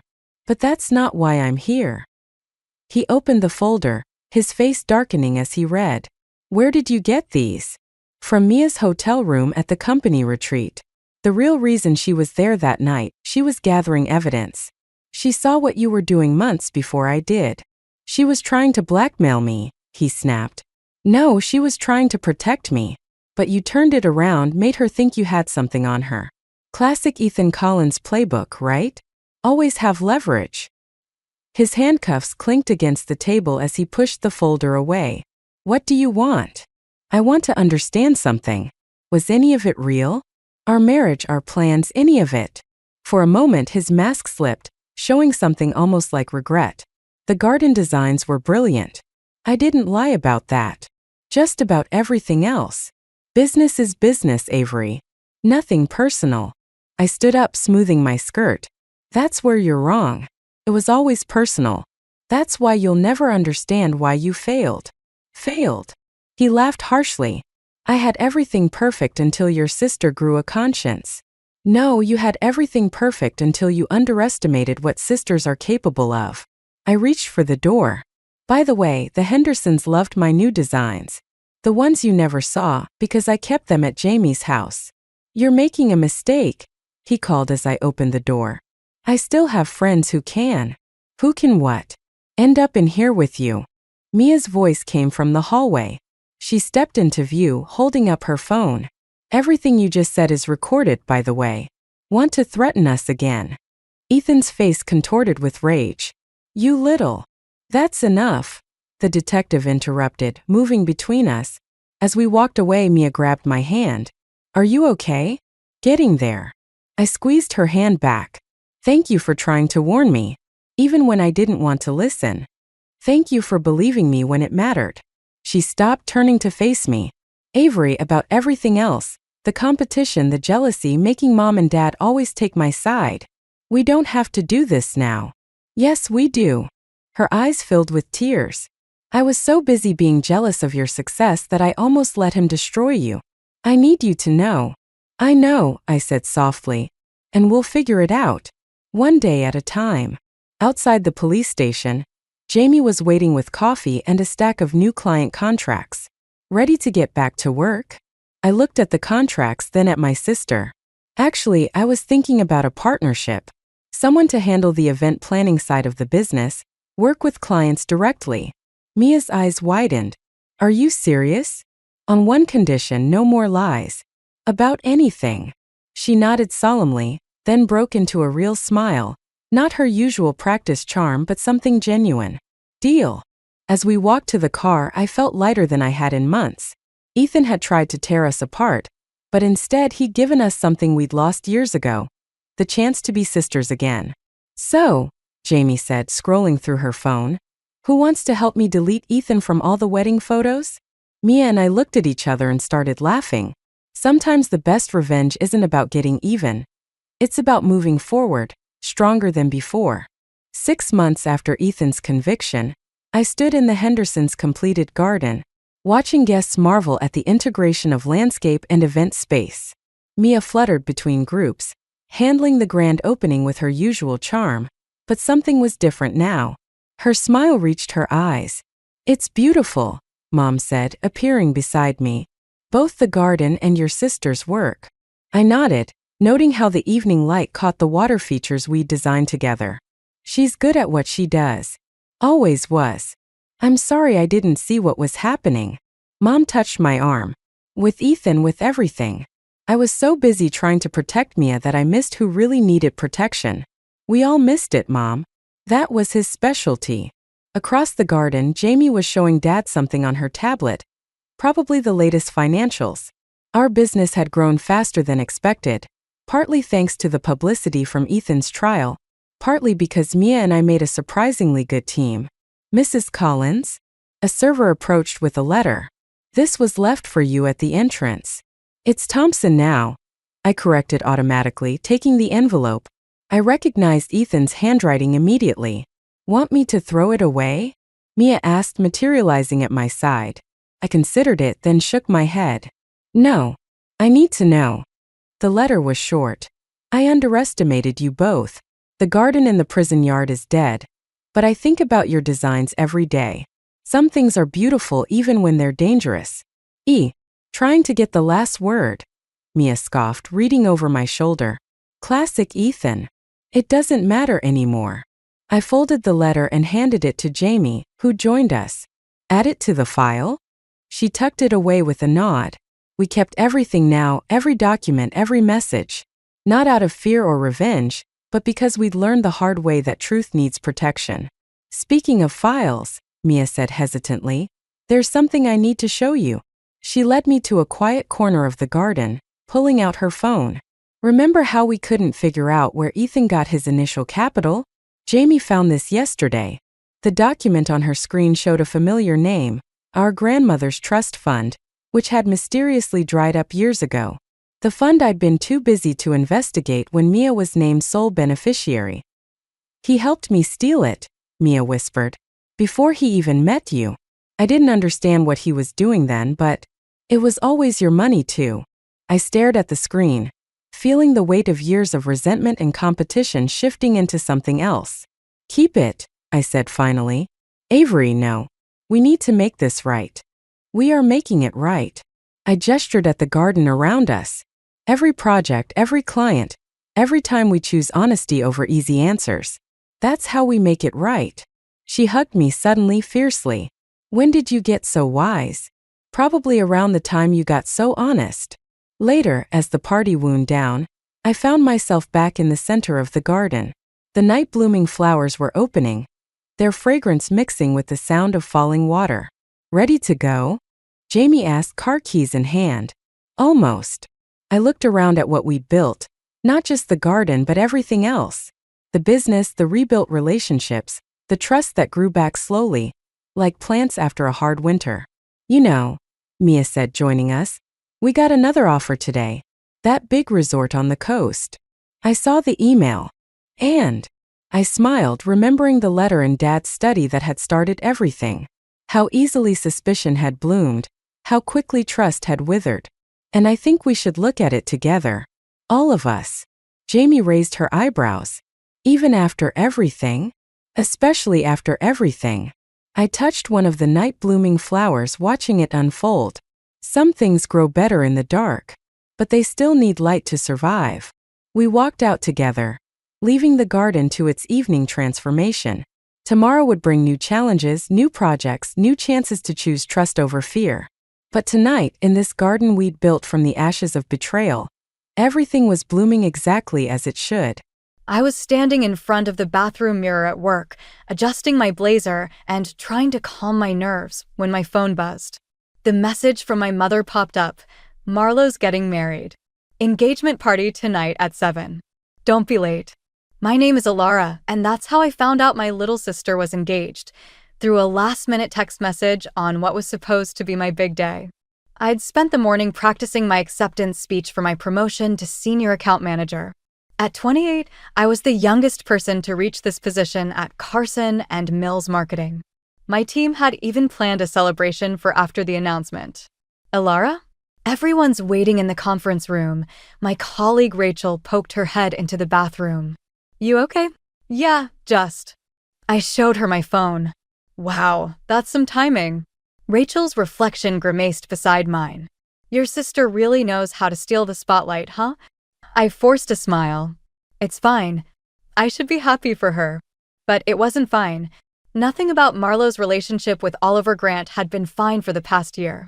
I'd seen how he subtly corrected her table manners at family dinners, how he always seemed to be helping her make better choices, his choices. Yet my parents were thrilled about their precious baby girl landing such a catch. The promotion ceremony went exactly as planned. I gave my speech, accepted congratulations, and smiled for photos while my mind raced with questions. Who was organizing this party? How long had they known? Why hadn't anyone told me? By 6:30, I was pulling up to my parents' house in my work clothes, having barely had time to touch up my makeup. Cars lined both sides of the street. Clearly, everyone else had gotten more notice than I had. My mother met me at the door, frowning at my outfit. Alara, couldn't you have changed? This is a special occasion. I came straight from work, Mom. I had my promotion ceremony today, remember? The one I told you about last week? Oh, right. She waved her hand dismissively. Well, come in. Marlowe's been asking where you were. The house was packed with familiar faces, aunts, uncles, family friends, and Oliver's wealthy circle. In the center of it all stood Marlowe, radiant in a pale blue dress that probably cost more than my monthly rent, showing off a diamond ring that could have paid for a small car. Alara, she squealed when she saw me, rushing over to grab my hands. Isn't it amazing? Oliver proposed this morning at sunrise on the beach. It was so romantic. Behind her, Oliver appeared, sliding an arm around her waist. We wanted to celebrate right away, he said smoothly. Sorry for the short notice. Something in his tone made me pause. His smile didn't quite reach his eyes as he looked at me, and I noticed how his fingers pressed just a little too firmly into Marlowe's side. Congratulations, I managed, watching as Marlowe unconsciously adjusted her posture to match Oliver's preference for perfect poise. We're thinking a spring wedding, Marlowe continued, but Oliver cut in. Actually, darling, we discussed winter would be better. More elegant. Oh, right, Marlowe's smile flickered. Winter, of course. I felt my stomach twist. This was the pattern. Marlowe suggesting, Oliver correcting, Marlowe yielding. But no one else seemed to notice or care. My father appeared with champagne, beaming at the happy couple. To Marlowe and Oliver. As everyone raised their glasses, Oliver's eyes met mine again. This time, there was something challenging in his gaze, as if daring me to say what I was thinking. He knew I saw through him, and he wanted me to know that it didn't matter. I lifted my glass with the others, but inside, something shifted. My sister might be blind to what was happening, but I wasn't. And unlike everyone else in this room, I wasn't going to stand by and watch Oliver Grant destroy her. The question was, how do you save someone who doesn't want to be saved? A week after the engagement party, my mother insisted on hosting a family dinner to discuss wedding plans. I almost declined. But something in my gut told me I needed to be there. That same instinct had me arriving 15 minutes early, just in time to catch an exchange I wasn't meant to hear. Really, darling, you should let me handle the guest list. Oliver's voice drifted from the kitchen. Your college friends might not quite fit the atmosphere we're going for. I paused in the hallway, my hand still on the front door handle. But Katie's been my best friend since freshman year, Marlowe protested weakly. And she's lovely, but you have to think about appearances. My business partners will be there, and you want to make the right impression, don't you? The silence that followed made my skin crawl. I cleared my throat loudly and walked into the kitchen, pretending I'd just arrived. Marlowe was standing at the counter, chopping vegetables with unusual intensity while Oliver lounged against the refrigerator, looking perfectly at ease. Need any help? I asked, watching Marlowe's knife come down harder than necessary on an innocent carrot. Everything's under control, Oliver answered for her. Isn't it, sweetheart? Marlowe nodded without looking up. Our parents arrived moments later, my mother fussing over Oliver's choice of wine while my father retreated to his usual chair with the evening paper. The scene was so normal it felt surreal, like watching actors perform a play about a perfect family. So, my mother began once we were seated. Oliver's found the most wonderful wedding planner. She did the Henderson wedding last year. You remember how gorgeous that was, Gordon. My father mumbled something noncommittal from behind his wine glass. Actually, Marlo spoke up. I was thinking maybe something smaller might be nice. More intimate. Oliver's fork paused halfway to his mouth. Darling, we discussed this. A winter wedding at the Grand Plaza. Everything's practically arranged. I know, but… Marlo, my mother, cut in. Don't be difficult. Oliver knows what's best. And speaking of the Grand Plaza, Alara, did you hear they're looking for a new marketing team? Oliver mentioned he could put in a word. I just got promoted at my current job, I reminded her, gripping my knife a little tighter. Remember? Oh, but this would be such an upgrade. Oliver, tell her about their benefits package. I watched Oliver's practiced smile spread across his face. I'd be happy to make some introductions. After all, we're going to be family soon. We should help each other succeed, shouldn't we? The way he emphasized succeed made it clear what he really meant. Fall in line. I'm doing fine on my own, thanks, I said, meeting his gaze directly. Something flickered behind his eyes, annoyance, maybe even anger, before his smooth mask slipped back into place. Speaking of success, he turned to Marlo. Tell them about your decision, darling. Marlo pushed her food around her plate. I'm taking a break from my graphic design work. Oliver thinks it would be better to focus on the wedding and other priorities. You're quitting your job? I couldn't keep the shock from my voice. Marlo had fought hard for her position at that design studio. Taking a break, Oliver corrected firmly. A wife in my position has certain social obligations to consider. And what position is that exactly? The words left my mouth before I could stop them. The temperature in the room seemed to drop 10 degrees. My mother shot me a warning look, but I kept my eyes on Oliver. He dabbed his mouth with his napkin, taking his time before responding. I only want what's best for Marlo. Someone has to think about her future, don't they? The implication was clear. He thought she couldn't think for herself. Marlo's perfectly capable, I started, but my father finally lowered his paper. Let's not argue at dinner, he said quietly, and just like that, the subject was closed. Later, as Oliver helped my mother clear the plates, I caught Marlo's arm. Are you sure about all this? For a moment, something like doubt crossed her face. Then Oliver called her name from the kitchen, and whatever she'd been about to say vanished behind her practiced smile. Everything's perfect, she insisted, but her voice trembled slightly. Really, Alara. Everything's exactly how it should be. I watched her hurry to join Oliver and realized with growing certainty that nothing about this was how it should be. Not even close. The truth came out in the middle of Bergdorf's, of all places. My mother had dragged us there for wedding dress shopping, insisting I come along for sisterly support. I was hanging back, watching Marlo try on the fifth ivory masterpiece of the day when her credit card was declined. The saleswoman's practiced smile never wavered. Perhaps another card? Marlo's face flushed as she dug through her designer purse. I don't understand. There must be some mistake. My mother stepped forward, already reaching for her own wallet, but I caught a glimpse of the statement Marlo had hastily stuffed back into her bag. The number at the bottom had way too many digits. I've got this one, my mother announced, but I noticed how Marlo wouldn't meet anyone's eyes. Later, while our mother was discussing alterations with the seamstress, I cornered Marlo in the fitting room. How bad is it? I asked quietly. She smoothed invisible wrinkles from the silk gown. It's nothing. Just a temporary thing with the card company. Marlo. Oliver's handling it, she snapped, then immediately softened her tone. He says I just need to learn better financial management. Once we're married, he'll take care of everything. Everything? I picked up her discarded purse, the receipt from earlier visible. Like he's taking care of the $30,000 you already owe? Her eyes widened. You went through my things? I saw the statement by accident. What happened? You don't understand, she said, fingers twisting in the expensive fabric. Oliver's world is different.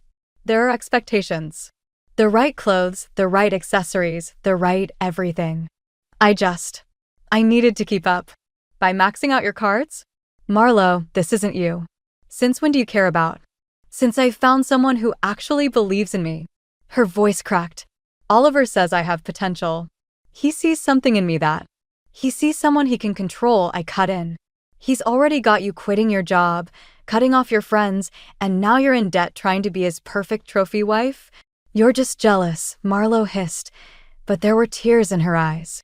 You've always been jealous that I found someone while you're still alone, focused on your precious career. Ladies? The saleswoman's voice floated through the curtain. Is everything all right? Fine, Marlo called back, wiping her eyes carefully. Everything's fine. But later, as we were leaving the store, I overheard Oliver on the phone outside. He'd arrived to pick up Marlo and hadn't noticed me approaching. Of course I know about the cards, he was saying to someone. It's perfect, actually. The more dependent she is, the easier this will be. Trust me, by the time we're married, she'll be completely. Oh, hold on. He spotted me and ended the call smoothly. Alara, how lovely to see you. How was the dress shopping? Interesting, I said, studying his face. Lots of revelations today. Something dangerous flashed in his eyes, but his smile never faltered. I hope you're not implying anything unfortunate. After all, we're going to be family soon. It would be a shame if something came between us. Before I could respond, Marlo burst out of the store and threw herself into his arms. Oliver, you didn't have to come all this way. Nonsense, darling. I'll always be here to take care of you. He kissed her forehead, eyes locked on mine over her head. That's what family does, isn't it? I watched them drive away, my sister chattering happily about wedding details while Oliver nodded indulgently. My phone buzzed. A text from my mother. Don't make waves, Alara. Marlo's happy. Let her have this. But I couldn't. Not after what I'd heard. Oliver wasn't just controlling Marlo. He was systematically isolating her, making her dependent on him. And now I had proof he was doing it deliberately. The question was, would anyone believe me if I told them? Or would I just become the jealous older sister trying to ruin her baby sister's happiness? I pulled out my phone again and opened my banking app. If I was going to fight Oliver Grant, I needed ammunition. And bank statements never lie. 3 days of digging through financial records had given me a migraine and a disturbing picture of Oliver Grant. His company's success was built on a pattern of hostile takeovers and questionable partnerships. But it wasn't until I found Katie's social media post that everything clicked. Katie, Marlo's supposedly distant best friend, had posted a photo from 6 months ago. It showed her and Marlo at lunch, and in the background, partially obscured but unmistakable, was Oliver. With another woman. I was downloading the image when Rachel appeared at my office door. Your sister's here. Marlo stood in the lobby, fidgeting with her engagement ring. She looked smaller somehow, wearing a conservative dress I didn't recognize. Can we talk? She asked. Somewhere private? I led her to the building's rooftop garden, where she immediately burst into tears. Oliver's lawyer sent over some papers. A prenup, but there's something wrong with it. I can barely understand half of it, and when I asked questions, Oliver said I was being difficult. Let me see. She pulled out a crumpled document. As I read, my stomach turned. The agreement wasn't just unfair, it was predatory. Marlo would forfeit all financial independence, with clauses buried in legal jargon that would leave her with nothing if they divorced. Have you shown this to Dad? I asked. Oliver says involving lawyers will just complicate things. He wants me to sign it tomorrow. She twisted the ring again. He says it's about trust. It's about control. I pulled up the photo on my phone. Just like this is. Marlo stared at the image, color draining from her face. That's from before we were serious. He said he'd ended things with her. When exactly did you start dating? February. I think. Everything happened so fast. This photo is from March. I zoomed in on the timestamp.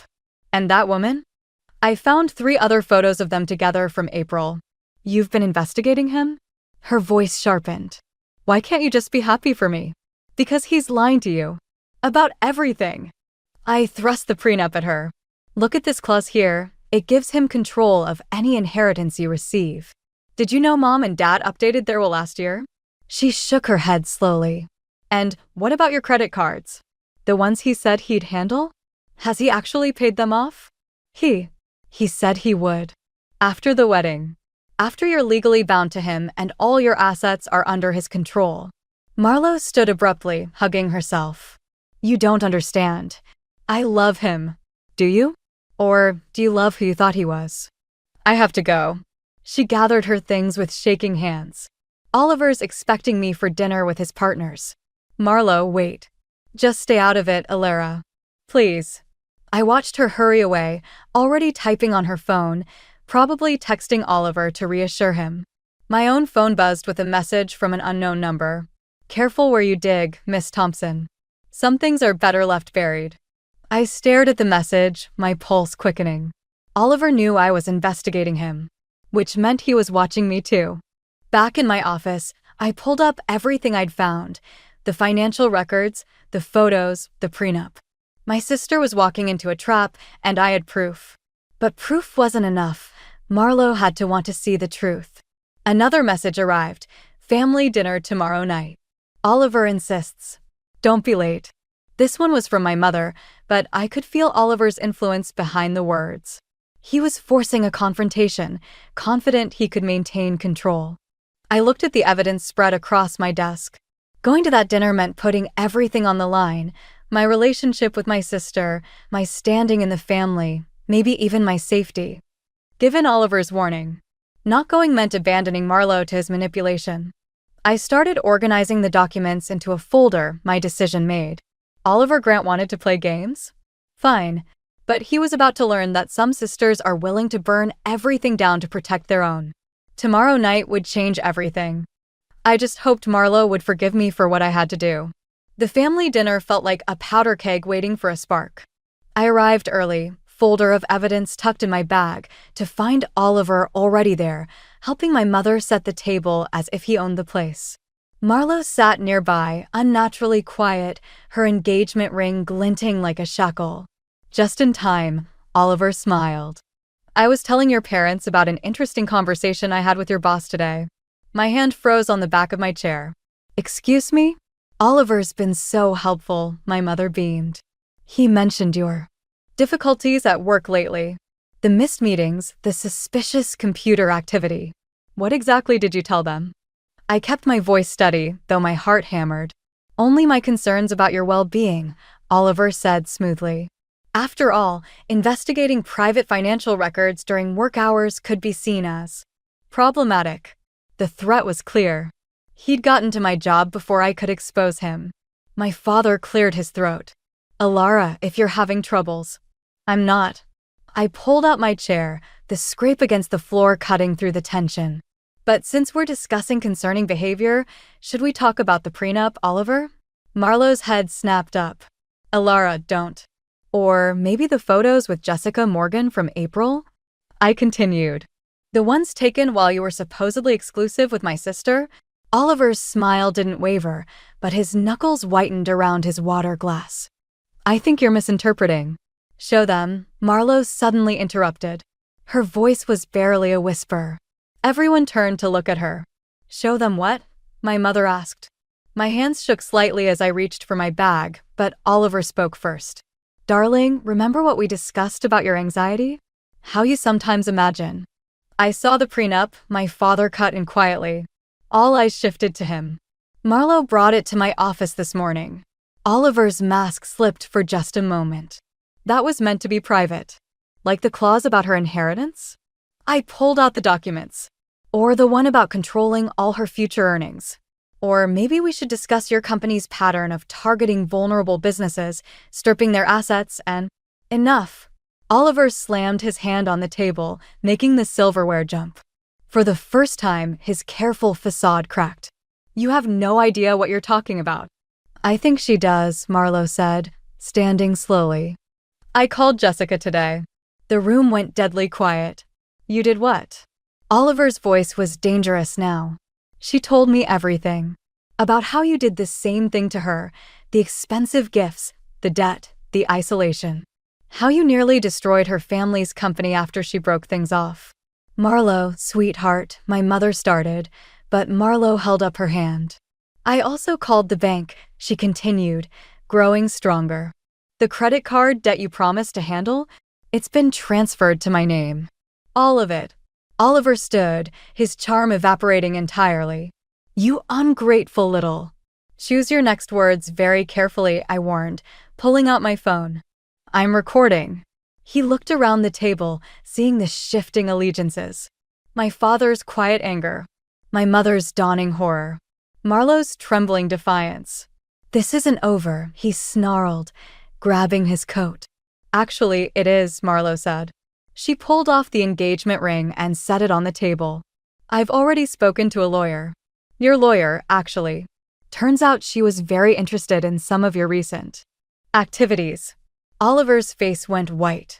Without another word, he stormed out, the front door slamming behind him. The silence that followed felt like glass about to shatter. Then Marlowe burst into tears, and our mother rushed to hold her. My father picked up the documents I'd brought, reading them with a clenched jaw. I sat there, adrenaline draining, when I felt Marlowe's hand grab mine under the table. She squeezed once, hard, and I knew without words what she was saying. Thank you. I'm sorry. I should have listened. But this wasn't over. Oliver's threat hung in the air, and I knew him well enough now to know he wouldn't go quietly. The question was, what would he do next? And more importantly, were we ready for it? The email arrived at 3 a.m., 3 days after the dinner confrontation. I'd been sleeping on Marlowe's couch since then, neither of us wanting to be alone. The subject line was simple, your choice. Oliver had been busy. Attached were photos of every person I'd contacted during my investigation, every document I'd accessed, every call I'd made. The message below was equally simple. Board meeting tomorrow, 9 a.m. Come alone or these go to the SEC. I sat in the dark, staring at my laptop screen until Marlowe found me. What's wrong? She clicked on a lamp. Alara. I closed the laptop. Nothing, just work stuff. But at 8:45 the next morning, I stood in front of Oliver's office building, my hands shaking as I checked my phone. 3 missed calls from my boss, 2 from my father, and a text from Marlowe. Where are you? The lawyer's waiting. I turned my phone off and walked inside. Oliver's executive suite took up the entire top floor. He was waiting by the window, backlit by morning sun, looking every bit the successful businessman he pretended to be. Right on time, he smiled. Always the responsible one, aren't you? What do you want? Want? I want you to understand your position. He gestured to a folder on his desk. Inside is a confession, detailing how you illegally accessed private financial records, manipulated my former fiancé, and attempted to sabotage my company. That's ridiculous. Is it? Your digital footprints say otherwise. And your company's board would be very interested to know how you used their resources for your personal vendetta. My throat went dry. You're the one who. I'm the one who built something, he cut in sharply. While you played detective, I was creating wealth, opportunities, connections. Do you really think anyone will believe your version over mine? He was right. I'd been so focused on protecting Marlowe, I'd left myself exposed. Every move I'd made to uncover his schemes could be twisted to incriminate me instead. Sign the confession, he continued. Take full responsibility. In return, I'll ensure you merely lose your job, rather than face criminal charges. And of course, I'll leave your sister's debt exactly where it is, in her name. You're insane. I'm practical. You have 10 minutes to decide. He walked to the door. Oh, and don't bother recording this conversation. The room scrambled. Alone in his office, I opened the folder. The confession was meticulous, turning every piece of evidence I'd gathered against me. My hands trembled as I reached the signature line. My phone buzzed in my pocket. I'd turned it back on out of habit. A message from an unknown number. Check your email. Now, using Oliver's own computer, I logged into my account. There it was, an email from his lawyer. Not to me, but to the firm's ethics board, copied to me by mistake. It detailed Oliver's pattern of manipulation, including recordings of his threats to other women before Marlowe. The timestamp, 2 minutes ago. The door opened. Oliver strode in, phone to his ear, face contorted with rage. What do you mean, resigned? I own your— He froze, seeing his computer screen. Your lawyer, I said quietly, standing. The one Marlo talked to? Apparently, she's been gathering her own evidence. For months. Oliver lunged for the computer, but I was already forwarding the email to everyone I knew. His hand caught my arm, bruisingly tight. You think this changes anything? He snarled. I'll destroy you. No, a voice came from the doorway. You won't. My father stood there, phone recording, with 2 police officers behind him. Assault, he said calmly.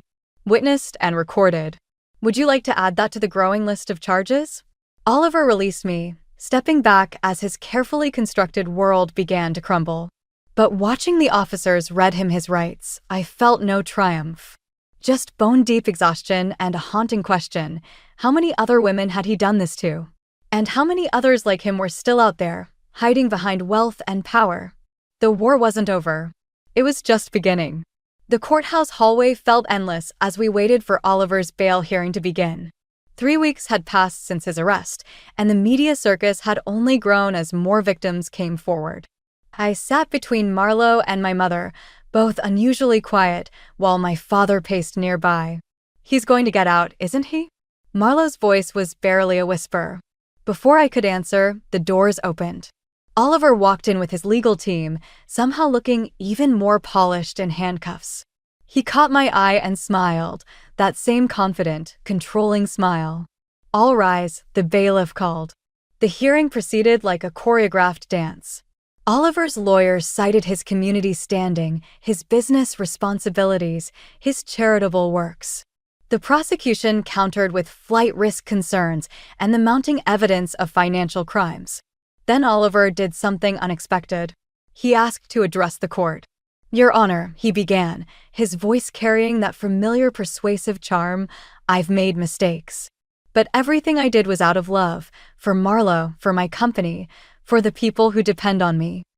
I felt Marlo tense beside me.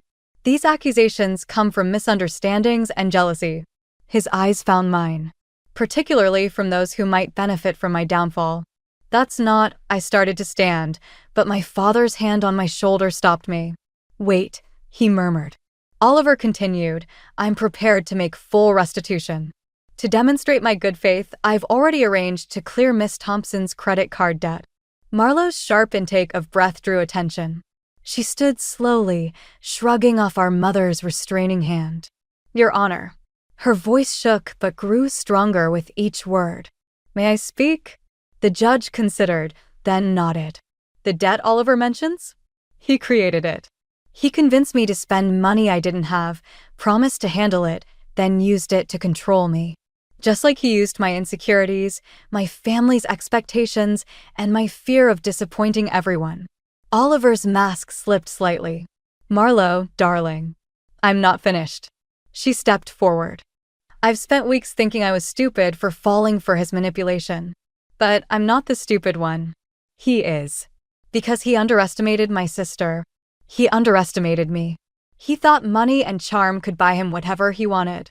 Miss Thompson, the judge interrupted, do you have evidence of these claims?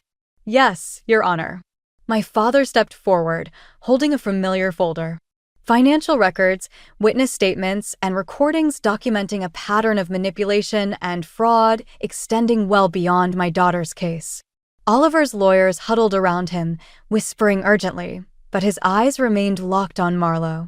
You ungrateful little— he started, but his lawyer grabbed his arm. Too late. The mask had cracked completely, revealing the rage beneath. He shrugged off his lawyer's restraint. Everything I gave you, everything I promised, you're throwing it away for what? Some misguided sense of family loyalty. No, Marlo said quietly. I'm choosing myself. The judge's gavel cracked like thunder. That's enough. Bail denied. Defendant will be remanded until trial.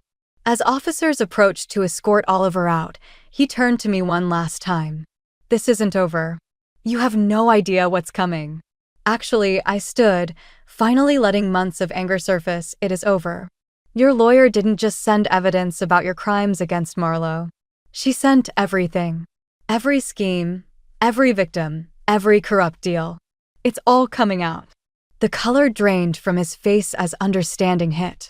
His own attorney had betrayed him, just as he had betrayed everyone else. Later, outside the courthouse, my mother pulled both Marlo and me into an unexpected hug. "I'm sorry," she whispered. "I should have seen it. Should have listened." "We all should have," my father added. Marlo squeezed my hand. "You did. You saw everything." "Not everything," I admitted. I was so focused on exposing Oliver, I almost missed what really mattered. Us, this family, being honest with each other. Speaking of honesty, my father cleared his throat. "There are some things we need to discuss. About favorites and fairness and how we move forward." I looked at my family, really looked at them, and saw something I'd missed before. The possibility of change, of healing. Of building something stronger from the broken pieces Oliver left behind. "Yes," I said. "Let's talk." 6 months after Oliver's arrest, I stood in my childhood bedroom, packing away the last traces of who I used to be. The trial was over, the headlines fading, and life was settling into a new normal. Marlo had moved back home temporarily, working remotely for a design firm that actually valued her talent. "Found something," she called from the hallway, waving an old photo album. "Remember this?" We sat on my bed, flipping through pictures of two sisters who used to be inseparable. Before expectations and favoritism drove us apart. Before Oliver. "I was always trying to be you," Marlo admitted, touching a photo where she'd clearly copied my hairstyle. "Perfect, responsible Alara." "I thought if I couldn't be that, I had to be something completely different." "I wanted to be you," I countered. "Everyone loved you so easily." "Not everyone." She closed the album. "The right people loved you all along. I was just too blind to see it." A knock at the door interrupted us. Our father stood there, holding an envelope. "Before you finish packing," he said, "there's something you should read." Inside was a letter, dated years ago, written in his familiar handwriting. "Dear Alara, I'm writing this on your first day at university, watching you build your own path despite our mistakes. Your mother and I failed you, me especially. I let my fear of conflict silence my pride in your strength, your integrity, your fierce protection of those you love. I kept this letter, adding to it every time you achieved something we didn't properly celebrate. Every time you stood up for what was right, even when we didn't listen. What happened with Oliver showed me the cost of silence. You saw the truth when we were blinded by appearances. You fought for your sister when we couldn't. You showed me what real strength looks like. I'm giving you this now because you're packing up your old life, and I want you to know, you never needed to prove yourself. You never needed to compete for love. You were always enough, exactly as you are. Love, Dad." I looked up to find both my parents in the doorway now, my mother wiping tears. "We're selling the house," my father announced quietly. "What?" Marlo and I spoke in unison. "It's time for a fresh start," our mother explained. "Somewhere without all these old patterns and memories. Besides," my father added, "the money will help with Marlo's debt and your down payment on that condo you've been eyeing." "Dad, you don't have to. We want to," my mother cut in. "We want to do better, be better. For both of you."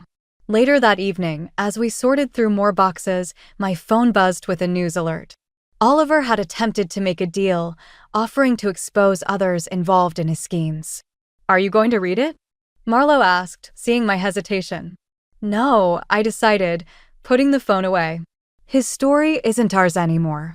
She nodded, understanding. Speaking of stories, Katie called. She's starting a support group for women who've survived relationships like. "Well, you know." She asked if I'd help. "Will you?" "I think so. Turn it into something good, you know." She paused, then added, "She asked about you too. Said they could use someone who knows how to spot the warning signs." I thought about Oliver's other victims, about all the others still out there, trapped in beautiful cages of manipulation and control. "Maybe," I said. "But first, I need to finish something." I pulled out my laptop and opened a blank document. The cursor blinked, waiting. "What are you writing?" Marlo peered over my shoulder. "Our story. The real one." I began typing. Not about Oliver, but about us. About family and forgiveness and finding your voice. "And revenge?" she asked with a small smile. No, I replied, thinking of the letter in my pocket. About justice. And healing. And how sometimes the best revenge is simply becoming who you were always meant to be. Marlo squeezed my shoulder and left me to write. Outside, moving boxes waited to be filled. Downstairs, our parents were planning a future free from old mistakes. And here, in this room where everything began, I started our story the only way I could. My name is Alara, and this is how my sister and I saved each other.